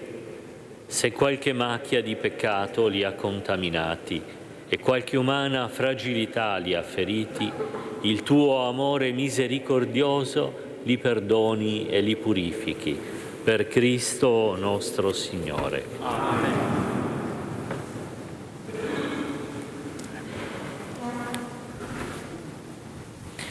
Il Signore sia con voi. In alto i nostri cuori. Rendiamo grazie al Signore nostro Dio.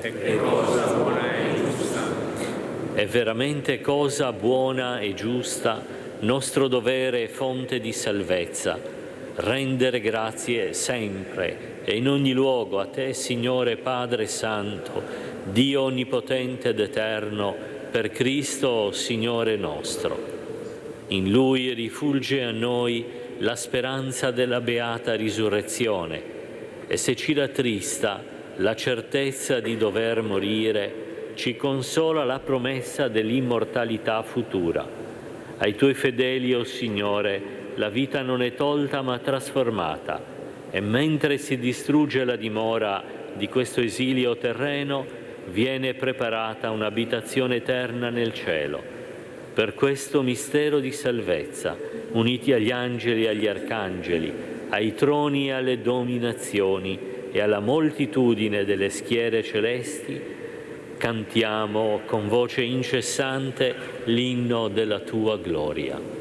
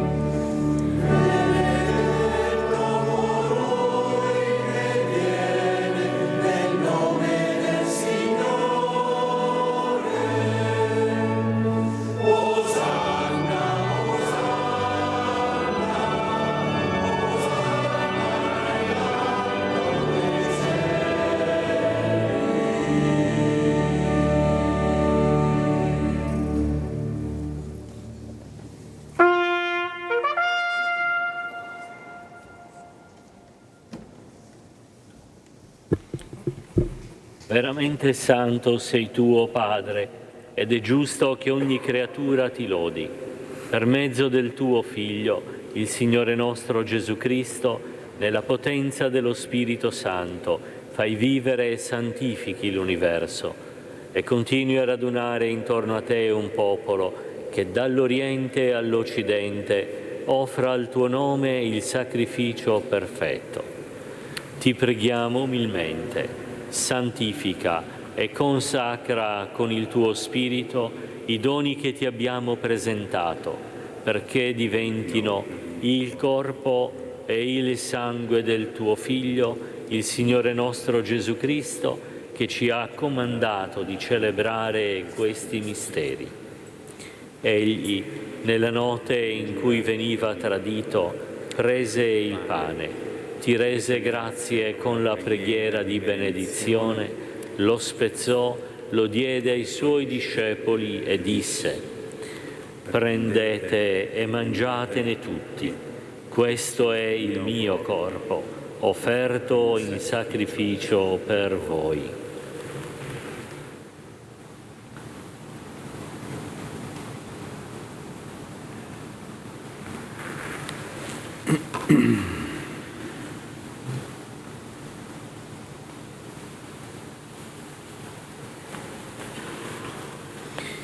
Allo stesso modo, dopo aver cenato, prese il calice, ti rese grazie con la preghiera di benedizione, lo diede ai suoi discepoli e disse: Prendete e bevetene tutti.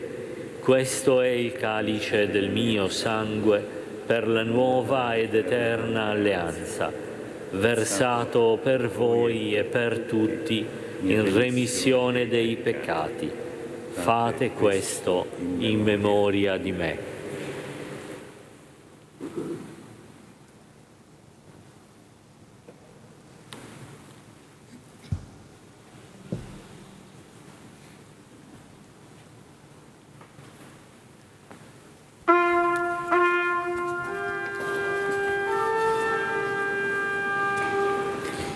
Mistero della fede.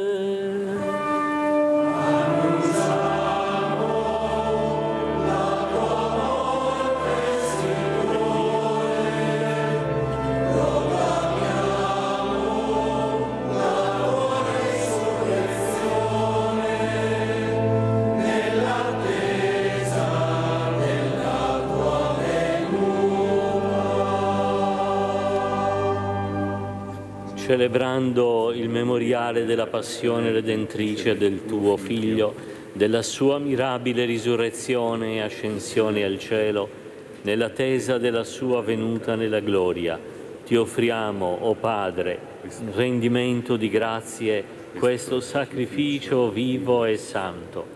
Guarda con amore e riconosci nell'offerta della tua Chiesa la vittima immolata per la nostra redenzione, e a noi che ci nutriamo del corpo e del sangue del tuo Figlio, dona la pienezza dello Spirito Santo, perché diventiamo in Cristo un solo corpo e un solo Spirito.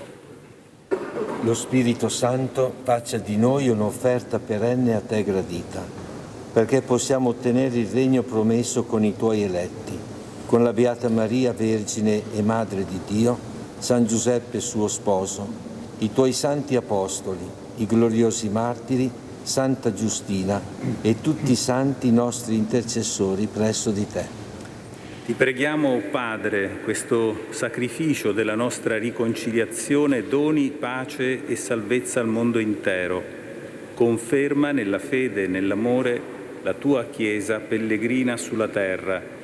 Il tuo servo e nostro Papa Leone, il Vescovo Gianfranco, l'Ordine Episcopale, i presbiteri, i diaconi e il popolo che tu hai redento. Ascolta la preghiera di questa famiglia che hai convocato alla tua presenza.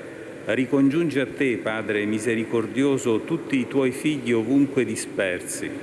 Ricordati dei nostri fratelli Marco, Valerio e Davide, che oggi hai chiamato a te da questa vita, e come per il battesimo li hai uniti alla morte di Cristo tuo Figlio, così rendili partecipi della sua risurrezione, quando Egli farà sorgere i morti dalla terra e trasfigurerà il nostro corpo mortale per conformarlo al suo corpo glorioso. Accogli nel tuo regno i nostri fratelli e sorelle defunti e tutti coloro che in pace con te hanno lasciato questo mondo. Concedi anche a noi di ritrovarci insieme a godere della tua gloria, quando asciugata ogni lacrima i nostri occhi vedranno il tuo volto e noi saremo simili a te e canteremo per sempre la tua lode in Cristo nostro Signore, per mezzo del quale tu, o Dio, doni al mondo ogni bene. Per Cristo, con Cristo e in Cristo, a te, Dio Padre Onnipotente, nell'unità dello Spirito Santo, ogni onore e gloria per tutti i secoli dei secoli. Amen. Il Signore ci ha donato il suo Spirito. Con la fiducia e la libertà dei figli preghiamo insieme. Padre nostro, che sei nei cieli, sia santificato il tuo nome, venga il tuo regno, sia fatta la tua volontà, come in cielo e così in terra. Dacci oggi il nostro pane quotidiano e rimetti a noi i nostri debiti, come anche noi rimettiamo ai nostri debitori, e non abbandonarci alla tentazione, ma liberaci dal male. Liberaci, o Signore, da tutti i mali. Concedi la pace ai nostri giorni e con l'aiuto della tua misericordia vivremo sempre liberi dal peccato e sicuri da ogni turbamento, nell'attesa che si compia la beata speranza e venga il nostro Salvatore Gesù Cristo. Tuo è il regno, tua la potenza e la gloria dei secoli. Signore Gesù Cristo, che hai detto ai tuoi apostoli: vi lascio la pace e vi do la mia pace. Non guardare ai nostri peccati, ma alla fede della tua Chiesa, e donale unità e pace secondo la tua volontà, tu che vivi e regni nei secoli dei secoli. Amen. La pace del Signore sia sempre con voi. E con il tuo spirito. Cambiamoci il dono della pace.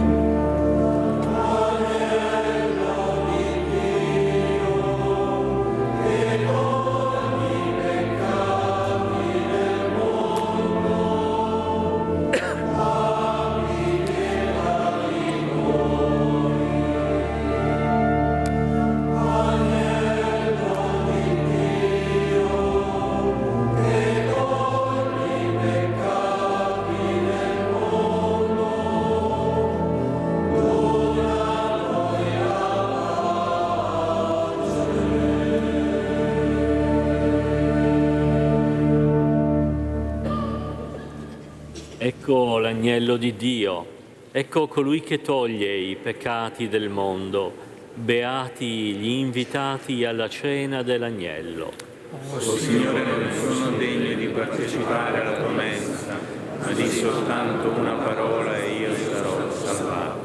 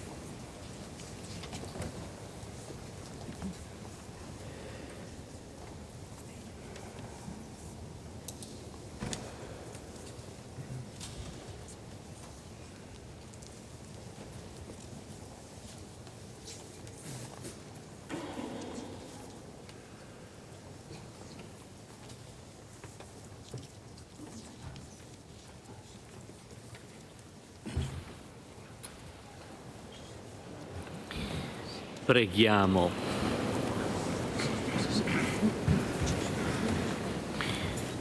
Concedi, Dio Onnipotente, ai nostri fratelli Marco, Valerio e Davide, passati a te da questo mondo, che purificati da questo sacrificio e liberati da ogni peccato, possano partecipare alla gloria eterna della risurrezione. Per Cristo nostro Signore.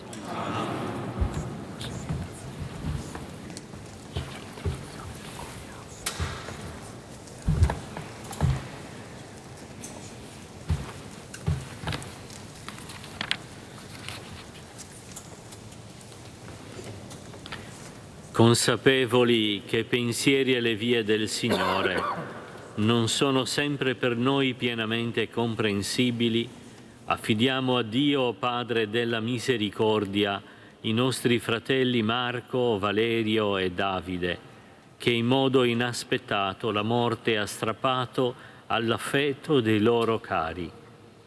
Il germe di vita eterna da loro ricevuto nel battesimo fiorisca ora pienamente nell'amore del Padre che è nei cieli. Quando il Figlio dell'uomo verrà e busserà alla porta, possa trovare ciascuno di noi vigilante nella preghiera, perseverante nel bene, operoso nella carità.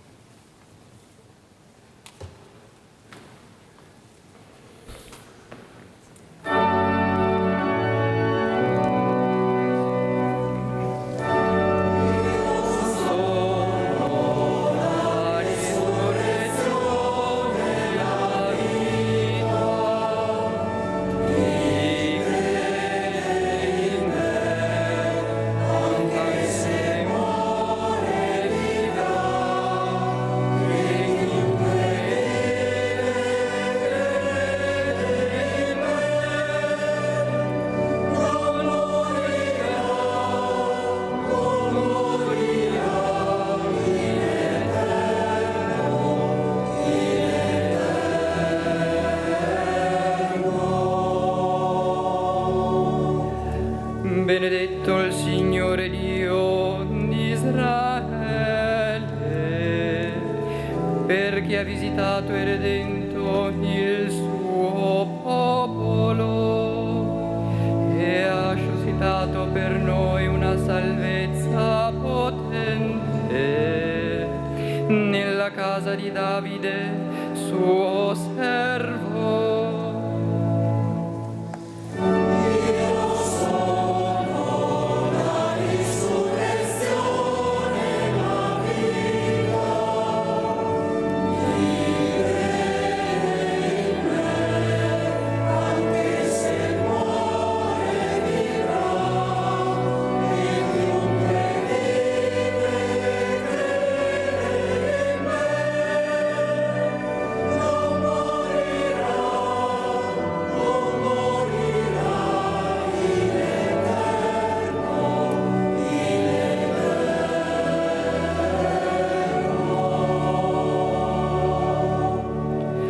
Come aveva promesso per bocca dei suoi santi profeti d'un tempo, salvezza dai nostri nemici e dalle mani di quanti ci odiano.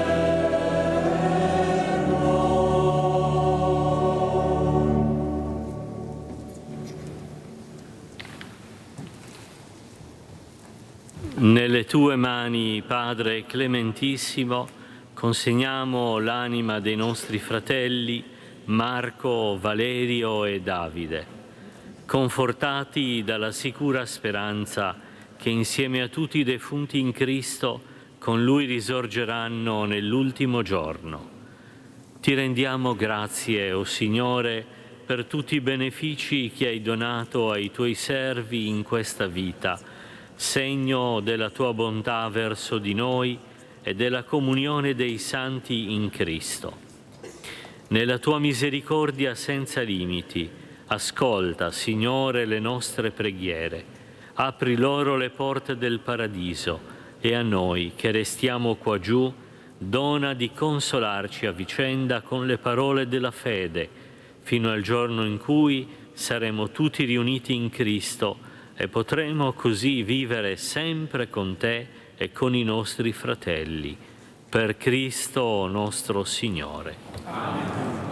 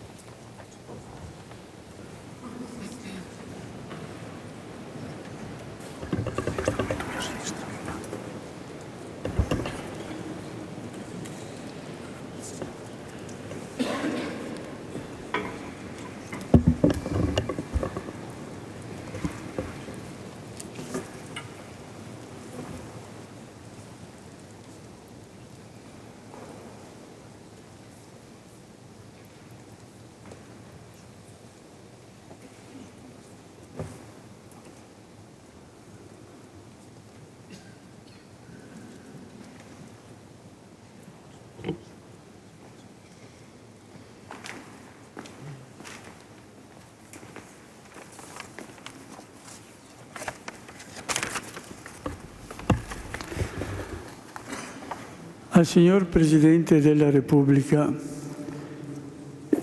a tutte le autorità, a tutti voi presenti e infine, ma non per ultimi, anzi, a voi colleghi di Davide, il nostro più sincero ringraziamento.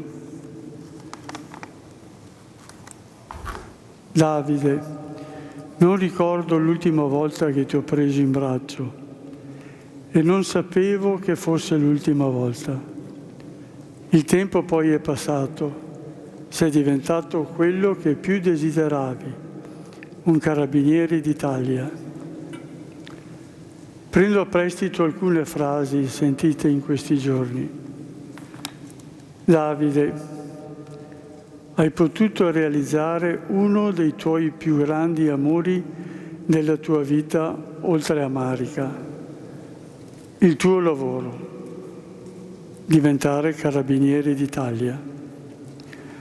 Ho ricevuto tantissime e meravigliose testimonianze del tuo essere persona e carabiniere.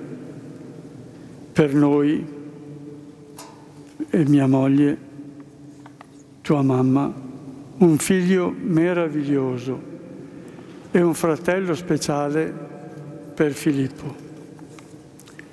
Eri limpido, sincero, generoso e sempre pronto ad aiutare.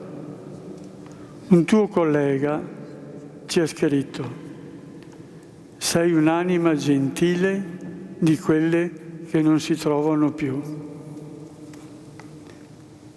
Vola in alto, Davide, sarai sempre nei nostri cuori.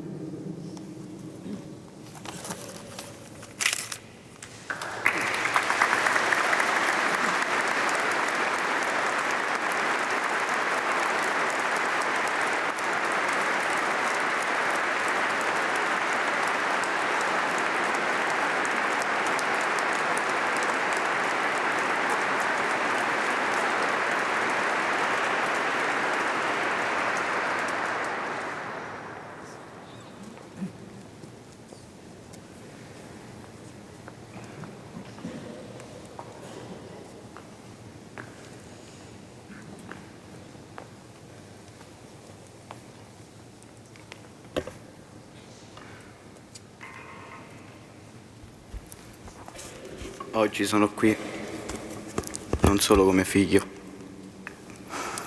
ma come una persona che ha avuto il privilegio di chiamare papà un uomo che ha dedicato la sua vita al dovere, al servizio e all'onore. Mio padre ha scelto una strada fatta di coraggio, sacrificio e responsabilità. Per lui era importante quel senso di responsabilità che era costantemente presente in lui, insieme alla pacatezza e modestia sincera. Queste sono le qualità che ha sempre cercato di trasmettermi. E anche se questa insensata tragedia lo ha strappato a me e all'affetto di tutti coloro che lo hanno amato, io voglio credere che questa sua eredità caratteriale e morale continui a parlarmi anche nel silenzio, mantenendo viva la sua memoria. Grazie a tutti per commemorarlo, è un conforto.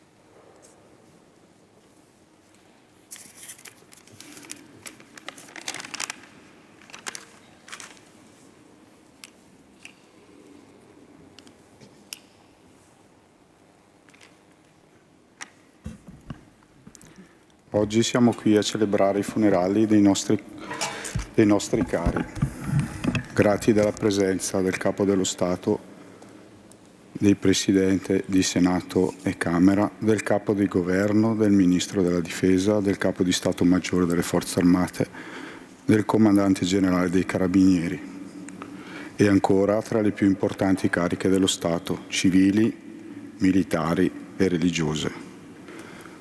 Tutto questo per rendere onore a Marco, mio fratello, Valerio e Davide.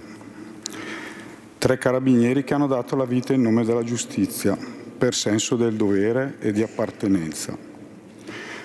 Quello che voglio dire oggi con forza è che il loro sacrificio non sia reso vano.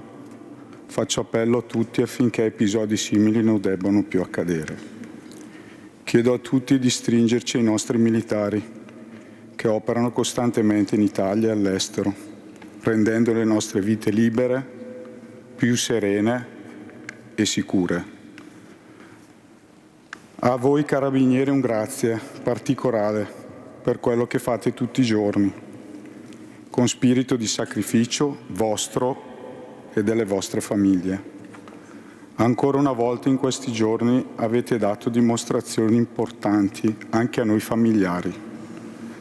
La vostra partecipazione, la vostra forza di corpo e di grande famiglia.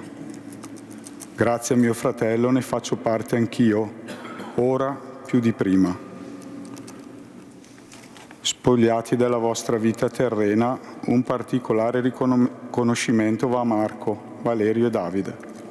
Il vostro ricordo e il vostro esempio e il vostro sacrificio sarà sempre vivo nei nostri cuori.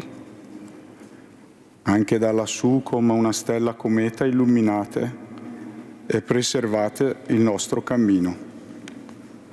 Addio Marco, ti vogliamo tanto bene, i tuoi cari.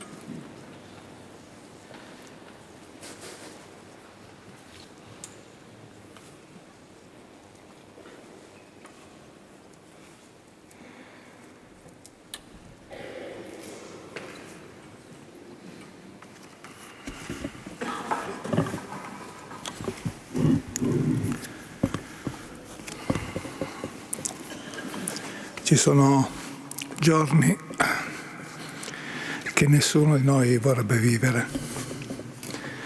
Ci sono parole che nessuno di noi vorrebbe dire. Oggi è uno di quei giorni. L'Italia è qua e si raccoglie in un profondo dolore, in omaggio a 3 uomini, 3 carabinieri.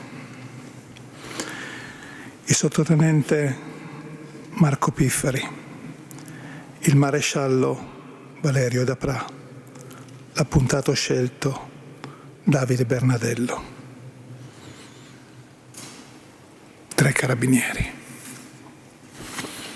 3 soldati, 3 servitori dello Stato. Io penso che oggi tutti i carabinieri d'Italia siano qua con la mente, siano qua vicino a voi, quelli che sono in Italia, quelli che sono all'estero. E a nome loro voglio abbracciarvi e dirvi grazie. Io so che non ci sono parole per consolarvi. Non c'è nulla che possa riempire il vuoto che lasciano Marco, Valerio, Davide tra di voi, nelle vostre famiglie. Non esiste nulla. Posso farvi una promessa, però, una promessa solenne. I nostri nomi, il mio, quello del Presidente, quello di ognuno di noi, sono scritti sulla sabbia della memoria delle persone a cui siamo cari e sono destinati a scomparire nel tempo man mano che le persone che ci vogliono bene scompariranno. Tutti i nostri nomi sono scritti sulla sabbia delle memorie di alcune persone che ci vogliono bene. Il nome dei giusti no. Il nome dei giusti, di chi è morto per la patria, è scritto nella roccia della memoria della Repubblica e viene onorato, ricordato. E state tranquilli, le forze armate sono il custode di quella memoria e tra molti anni, quando nessuno di noi sarà presente, ci sarà lo Stato e quando verranno detti i nomi dei vostri figli, dei vostri fratelli, dei vostri padri, ci sarà una persona che risponderà per loro presente.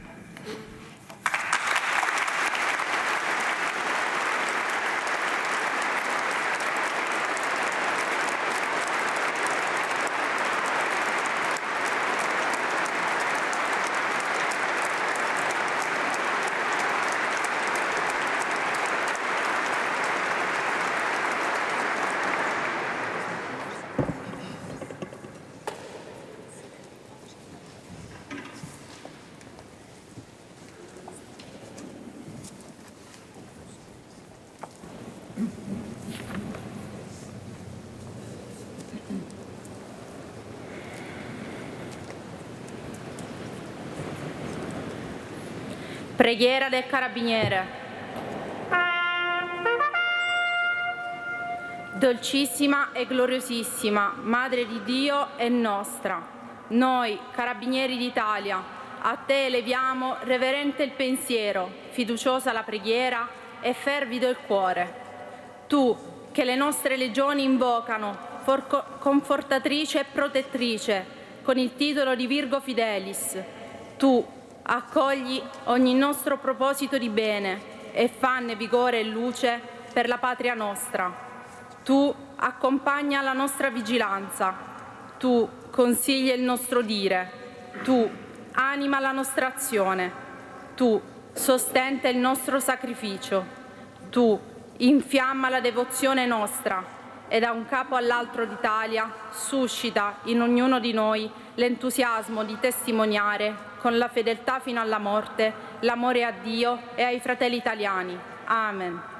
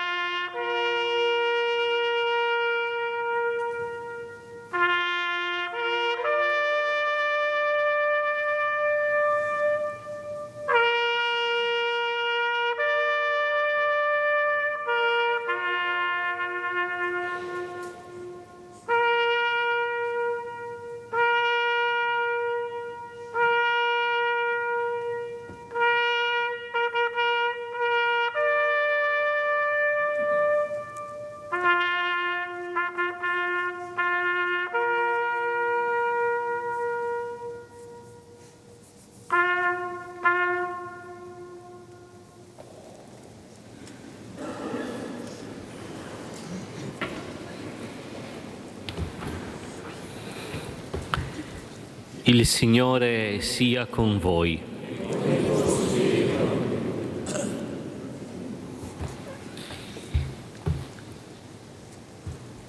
Sia benedetto il nome del Signore.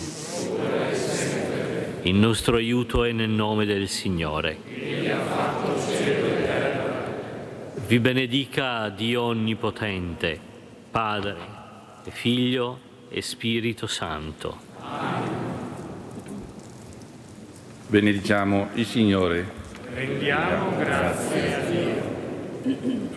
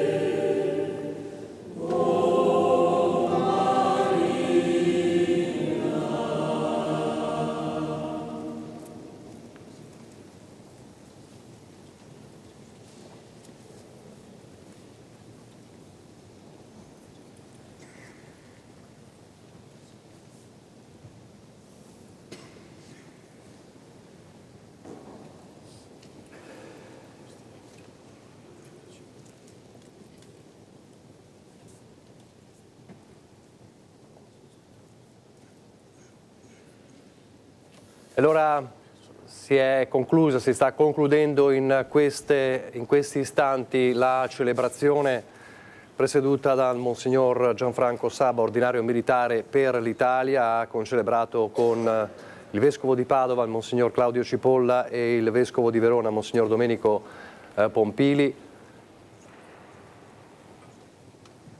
Tra poco usciranno i feretri.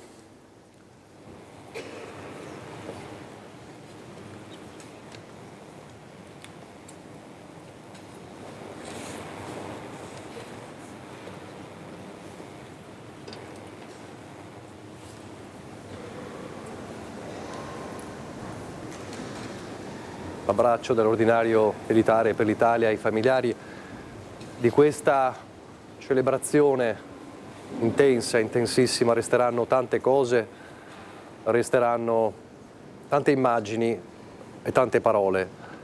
Le immagini sono quelle che state vedendo in questo momento, le immagini sono gli sguardi che abbiamo visto dei sopravvissuti alla strage, fasciati in volto, chi fasciato in volto, chi in sedia a rotelle, che poco fa sono usciti e che certamente hanno vissuto questa celebrazione con grandissima intensità, più di tutti ovviamente.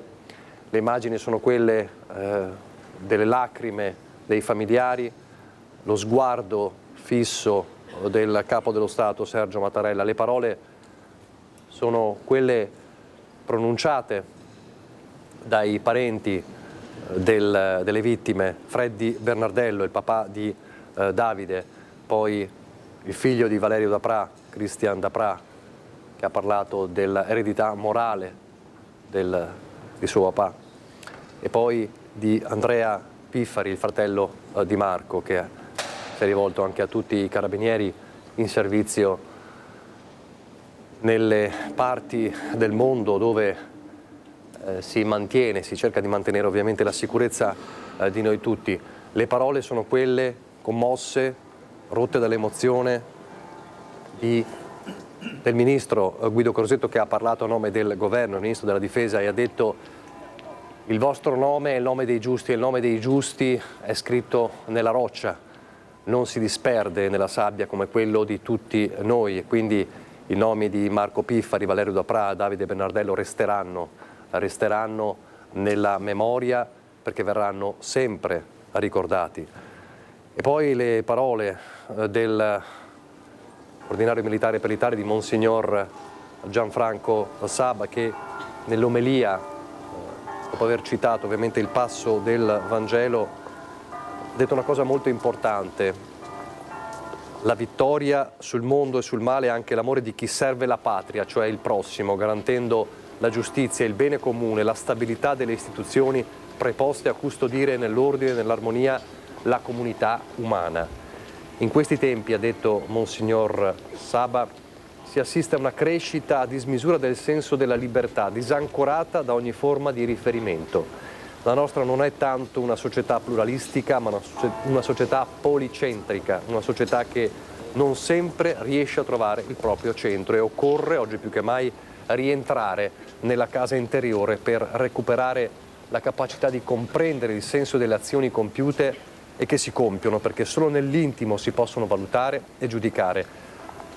Un'educazione alla virtù etica e spirituale della mitezza, intesa come modo di porgersi verso l'altro per non trasformare l'umana convivenza in quella che il filosofo tedesco Hegel chiamava l'immenso mattatoio. Quindi parole molto chiare, molto precise, quelle di Monsignor Gianfranco Saba, che ha parlato di Marco, Davide, Valerio come del servitori dello Stato, e poi anche ovviamente il riferimento, le parole di vicinanza ai familiari nel raccontare dell'ultima cena di Gesù che consola i suoi discepoli dalla paura dell'abbandono. E quindi le parole di Gesù ai discepoli sono le parole ai familiari: non sia turbato il vostro cuore, vado a prepararvi un posto nei cieli.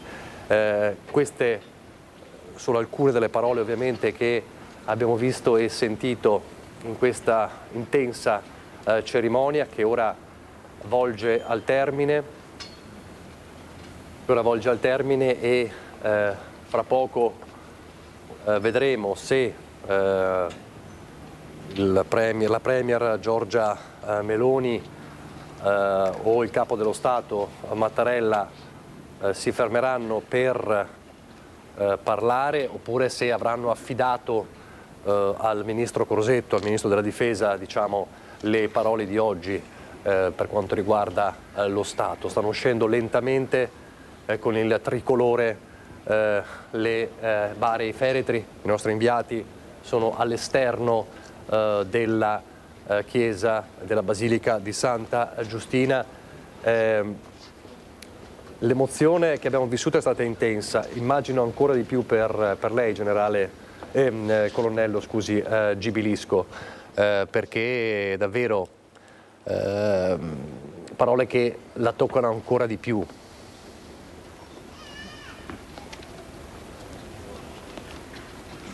In questo momento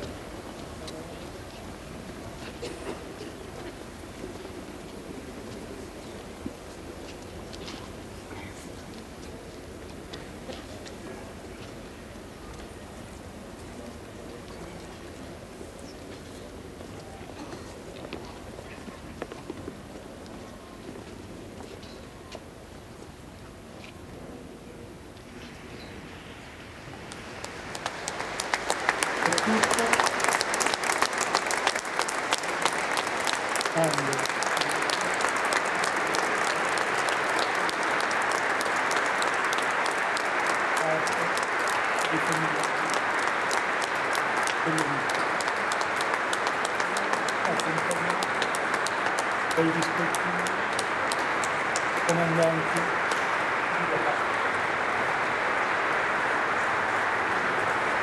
e in caso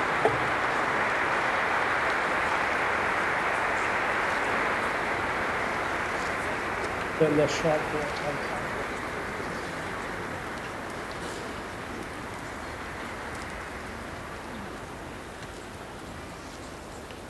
Porto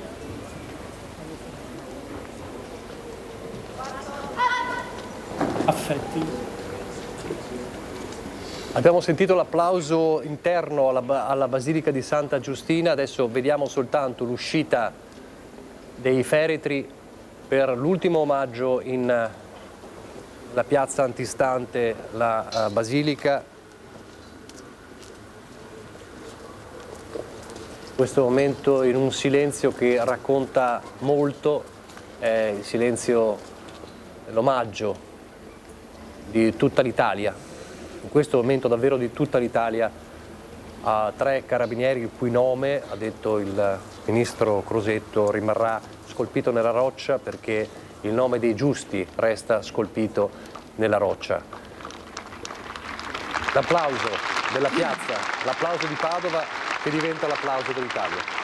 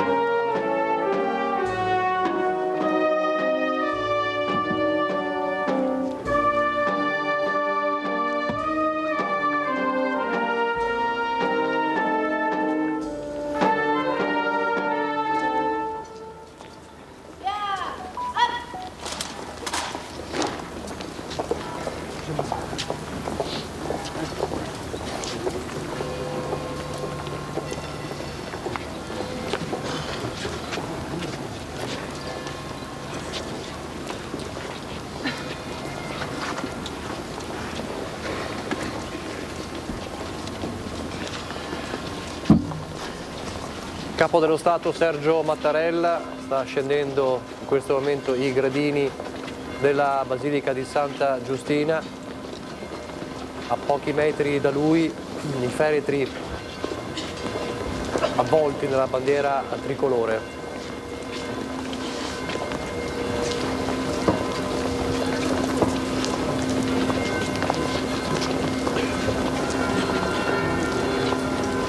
Familiari delle vittime.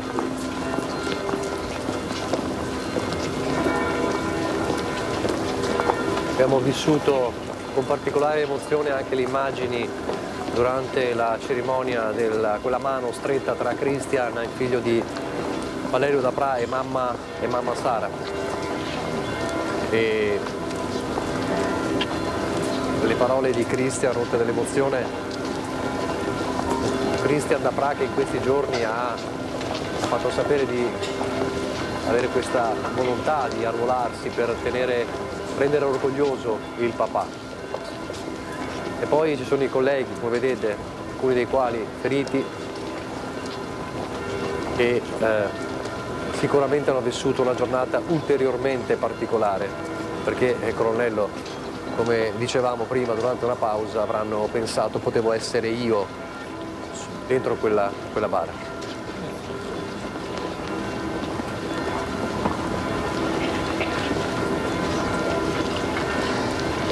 Da parte di quei carabinieri fasciati in viso o coperti in una garza, perché effettivamente potevano esserci loro. Vediamo le bare avvolte nel tricolore, simbolo di un'Italia che piange e non dimenticherà i suoi servitori, e il berretto poggiato sulle bare a testimonianza della fiamma che arde in ogni servitore della patria ed in particolare in noi carabinieri. Momenti strazianti, momenti davvero tristi, il cuore batte tantissimo, ma la compostezza... C'è lo strazio, ma anche, mi permetta di dire, o forse sbaglio, anche l'orgoglio di essere carabinieri. Bene, è vero, lo stavo dicendo, no? La dignità, ma l'orgoglio di essere carabinieri, di indossare una uniforme, di indossare gli alamari che sono cuciti sulla nostra pelle, come diceva il generale Garbetto della Chiesa, è la voglia, la forza di continuare, di andare avanti, di guardare al futuro nel nome dei 3 carabinieri che sono morti, sono deceduti nell'adempimento del loro dovere mentre svolgevano non l'esecuzione di uno sfratto, ma di un'operazione di polizia giudiziaria attraverso una perquisizione delegata dall'autorità giudiziaria. Sempre al servizio. Questi sono ancora i parenti dei familiari e i parenti delle vittime, ovviamente i familiari delle vittime. Adesso è ancora vicino a Christian Dapra il presidente Mattarella e ancora gli abbracci. Christian ha avuto la forza, nonostante la giovane età, di salire sull'altare e di ricordare quell'insegnamento, quell'eredità morale che farà sua, evidentemente, che ha già fatto sua, ma che farà ancora di più sua Christian Dapra. E in questi giorni ha detto vorrei entrare nell'arma per renderlo orgoglioso, per dare proprio il senso del servizio. Lo ha detto anche Monsignor Gianfranco Saba. I nostri fratelli Marco, Valerio e Davide hanno seguito la via del servizio per il bene comune. Elly Schlein in questo momento inquadrata a rappresentanza del Partito Democratico Nazionale. Abbiamo visto ovviamente il ministro Crosetto che stava abbracciando i familiari, la Presidente del Consiglio Giorgia Meloni, vediamo il Presidente della Camera Lorenzo Fontana, dietro di lui il Ministro della Difesa Crosetto. Abbiamo intravisto anche durante la celebrazione il Ministro per l'Università e per la Ricerca Anna Maria Bernini, Ignazio La Russa, il Presidente del Senato. Sono tutti vicini, tutti raccolti ai mezzi funebri che contengono i feretri avvolti nel tricolore di Marco Piffari, Valerio Daprà e Davide Bernardello.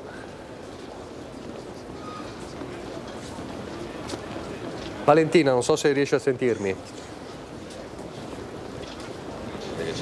Valentina Visentin. Sento. Valentina, tantissima emozione anche di chi fa questo mestiere da tempo come noi, vero Valentina? Ve lo posso garantire, perché quando sono arrivate le bare c'è stata una forte emozione per noi che stavamo assistendo a questo momento, pensando alle famiglie, a quello che stavano provando le famiglie dei 3 carabinieri morti, e toccanti sono state le parole che abbiamo sentito nei discorsi letti dal papà di Davide Bernardello, Freddy, da Christian, figlio di Valerio Daprà, e da Andrea, fratello di Marco Piffari. E quindi anche per noi che siamo qui sono stati veramente momenti molto emozionanti, e sono passati ovviamente tanti colleghi feriti, anche colleghi tra i poliziotti che erano presenti durante l'operazione che era in corso a Casteldazzano quella notte, e sono state particolarmente toccanti per me le parole del papà di Davide, perché ha detto: Davide, sei diventato quello che volevi essere, un carabiniere di Padova. E ho ricevuto tantissime testimonianze. Per noi era un figlio meraviglioso, un fratello speciale. Vola in alto Davide, sarai sempre nei nostri cuori, così come è stato toccante anche le parole, sono state toccanti le parole lette dal figlio di Valerio Daprà, che ha detto pur nell'insensatezza di questa tragedia, di questa morte, i tuoi valori, quello che ci hai trasmesso rimarrà sempre con noi come una stella cometa. Queste sono le parole che abbiamo sentito. Noi adesso vi restituiamo le urne, cerchiamo magari di spostarci all'interno del sagrato. Ignazio La Russa. Questa compostezza dei familiari nel dolore, nella dignità è un esempio per tutta l'Italia, credo. La compostezza e la dignità nel dolore dei familiari mi ha veramente colpito in maniera profonda. Unisce l'Italia. Per favore. Allora, il Presidente del Senato Ignazio La Russa, intercettato dal nostro Francesco Ratai, che ha sottolineato quello che ha colpito molto, cioè la compostezza dei familiari. Vediamo, restiamo di qua, vediamo se il Presidente dice qualcosa. Presidente.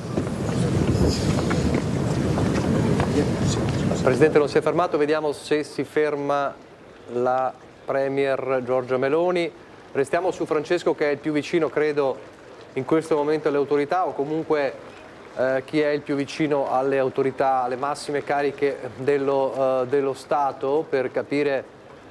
Il Ministro Crosetto ha parlato all'altare, insomma, credo che non abbia molto altro da dire, ha detto cose molto importanti. Vediamo il Presidente della Camera, Lorenzo Fontana, se dice qualcosa. Si allontanano un po' tutti.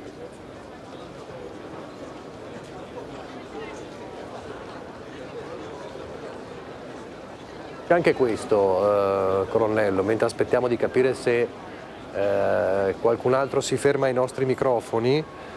Sì, c'è ovviamente la security, l'ordine e sicurezza, insomma, che stanno tenendo un po' lontani i giornalisti, ci informano, ma restiamo in diretta e vediamo. C'è anche questo, no? Come l'ha sottolineato il Presidente del Senato, la compostezza. Era facile abbandonarsi alla rabbia in questi giorni, no? Anche per come si è sviluppata questa vicenda era davvero facile abbandonarsi alla rabbia, invece così non è stato, si è capito un po' la situazione, ma c'è una profonda consapevolezza. Vediamo la Premier, se si ferma, non si ferma. E è così, era anche umano pensare che ci fosse del risentimento, della rabbia per come è avvenuta questa cosa da parte dei familiari. Sì, poteva anche scapparci qualcosa di più, però è anche innata nei familiari delle vittime la compostezza, come dicevamo prima, come ha commentato il Presidente della Camera del Senato, scusi, Ignazio La Russa. La compostezza, questa che contraddistingue i familiari, ma all'unisono tutti e tre. Il papà di Davide mi ha commosso particolarmente, ma anche gli altri, il fratello di Marco e il figlio di Valerio. Serietà, compostezza, grande dignità.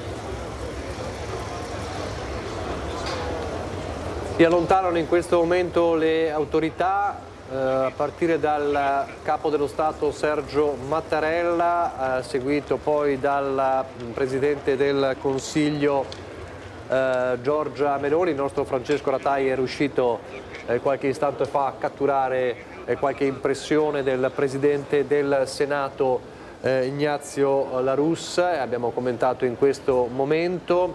Valentina, c'è... Sì, Nicola, noi siamo ancora bloccati. Sì. Nel famoso recinto. Sì, mi senti? In quello che... Sì, noi siamo ancora bloccati Sì, perché finché le autorità non escono dal Sagrato di Santa Giustina noi non ci possiamo muovere e se non si sono fermate al momento dell'uscita è molto probabile che non vogliano rilasciare alcun tipo di dichiarazione, quindi finché il Capo dello Stato e la Premier Meloni non si allontanano dal Sagrato noi siamo ancora fermi e non possiamo, non abbiamo margine di movimento. Va bene, Questo allora è facciamo il così. momento, anche se la piazza...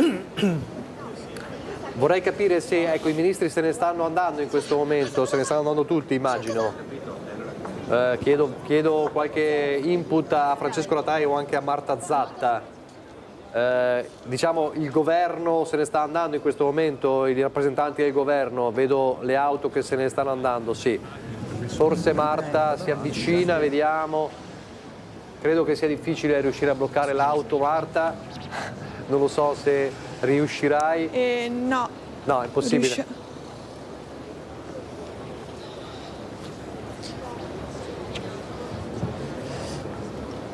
Vediamo se riusciamo a intercettare. No, vediamo allontanarsi all'Ischlein. Anche all'Ischlein. Grazie. Diciamo che si sta scegliendo e sì, forse non hanno voluto rilasciare dichiarazioni. Forse è giusto così davvero oggi lasciar parlare le parole della cerimonia e quelle parole ufficiali, insomma, del Ministro della Difesa Guido Crosetto. Allora facciamo così, siccome abbiamo ancora un blocco pubblicitario da dover mandare, Valentina, se tu ritieni che in questo momento non ci siano altre personalità importanti che potrebbero dire qualcosa, io manderei il blocco pubblicitario, facciamo così un check tra noi due. Valentina, tu sei la più distante, sei ancora bloccata nel recinto, forse no? Certo. Riusciamo a spostare, sì, quindi sì, forse ci possiamo spostare, ma dobbiamo ancora qualche minuto, Va quindi bene. credo che sia il momento opportuno, il momento noi giusto. magari poi No, ci forse, spostiamo e poi appena abbiamo... Mi chiede la linea, sì, ci possiamo muovere adesso. 41 bis. Mi chiede la linea Francesco Ratai. Sì, Nicola, stanno andando via, appena andata via la Premier Meloni, salutata dagli applausi anche di un gruppo di padovani. Qua vicino a noi c'è il Presidente della Regione assieme al Sindaco di Padova, alle autorità militari, c'era il Ministro Salvini che anche lui sta andando via. Ecco, ci stanno un po' allontanando, il cordone di sicurezza è imponente, lo vedete nelle immagini di Edoardo Paris che è qua con me, le parole anche importanti che ha voluto dire ai nostri microfoni il Presidente del Senato. Sei riuscito a intercettare quelle parole che... La dignità... Sì. È stato importante riuscire a sentire quelle parole del Presidente del Senato, certamente. Allora facciamo così, allora abbiamo questi minuti da dover mandare, li mandiamo ora, in questo momento. Allora dico alla regia, pubblicità, poi rientriamo in diretta, saranno davvero gli ultimi... faremo l'ultimo collegamento e poi ci saluteremo. Allora, anche perché ormai siamo a ridosso dei telegiornali che ripartiranno proprio da questo. Allora, pubblicità e poi gli ultimi saluti.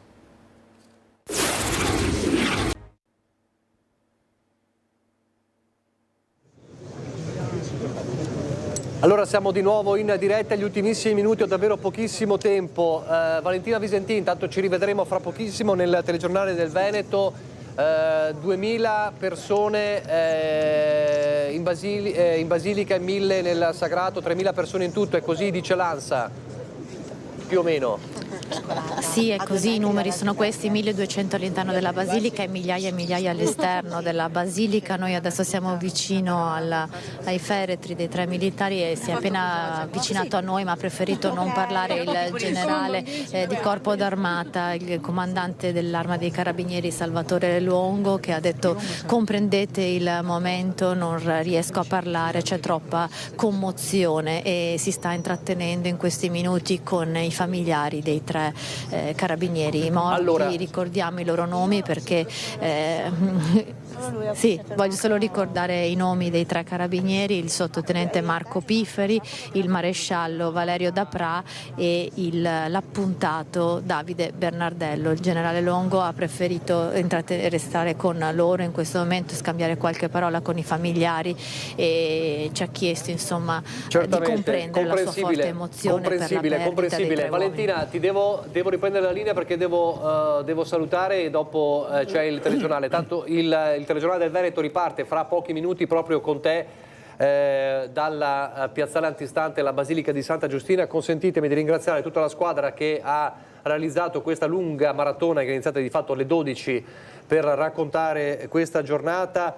Valentina Visentin e Sandro Ponchio, Chiara Gaiani e Cristian Roque Allende, Marta Zatta e Simone Squarcina, Francesco Ratai e Edoardo Paris, in regia Francesca Pezzo, Andrea Basso e Toni Esposito, ovviamente l'organizzazione generale di Francesco Ceron, e davvero un ringraziamento speciale al colonnello Salvatore Gibilisco, consci che questa è stata una giornata difficile soprattutto per lei. Grazie per essere stato con noi. Grazie a lei, grazie ancora per l'invito, e vorrei concludere dicendo che il sacrificio di Marco, di Valerio e di Davide non può e non deve essere dimenticato. Costoro rappresentano una parte spesso invisibile dello Stato, quella parte che agisce in silenzio, senza clamore, per garantire sicurezza, per garantire libertà, giustizia, legalità e protezione. E questo è l'applauso di Padova, l'applauso dell'Italia intera per i carabinieri caduti nel servizio, per servire tutti noi. Finisce l'edizione straordinaria, pochi minuti e ci sarà il telegiornale del Veneto. Grazie per averci seguito, a fra pochissimo.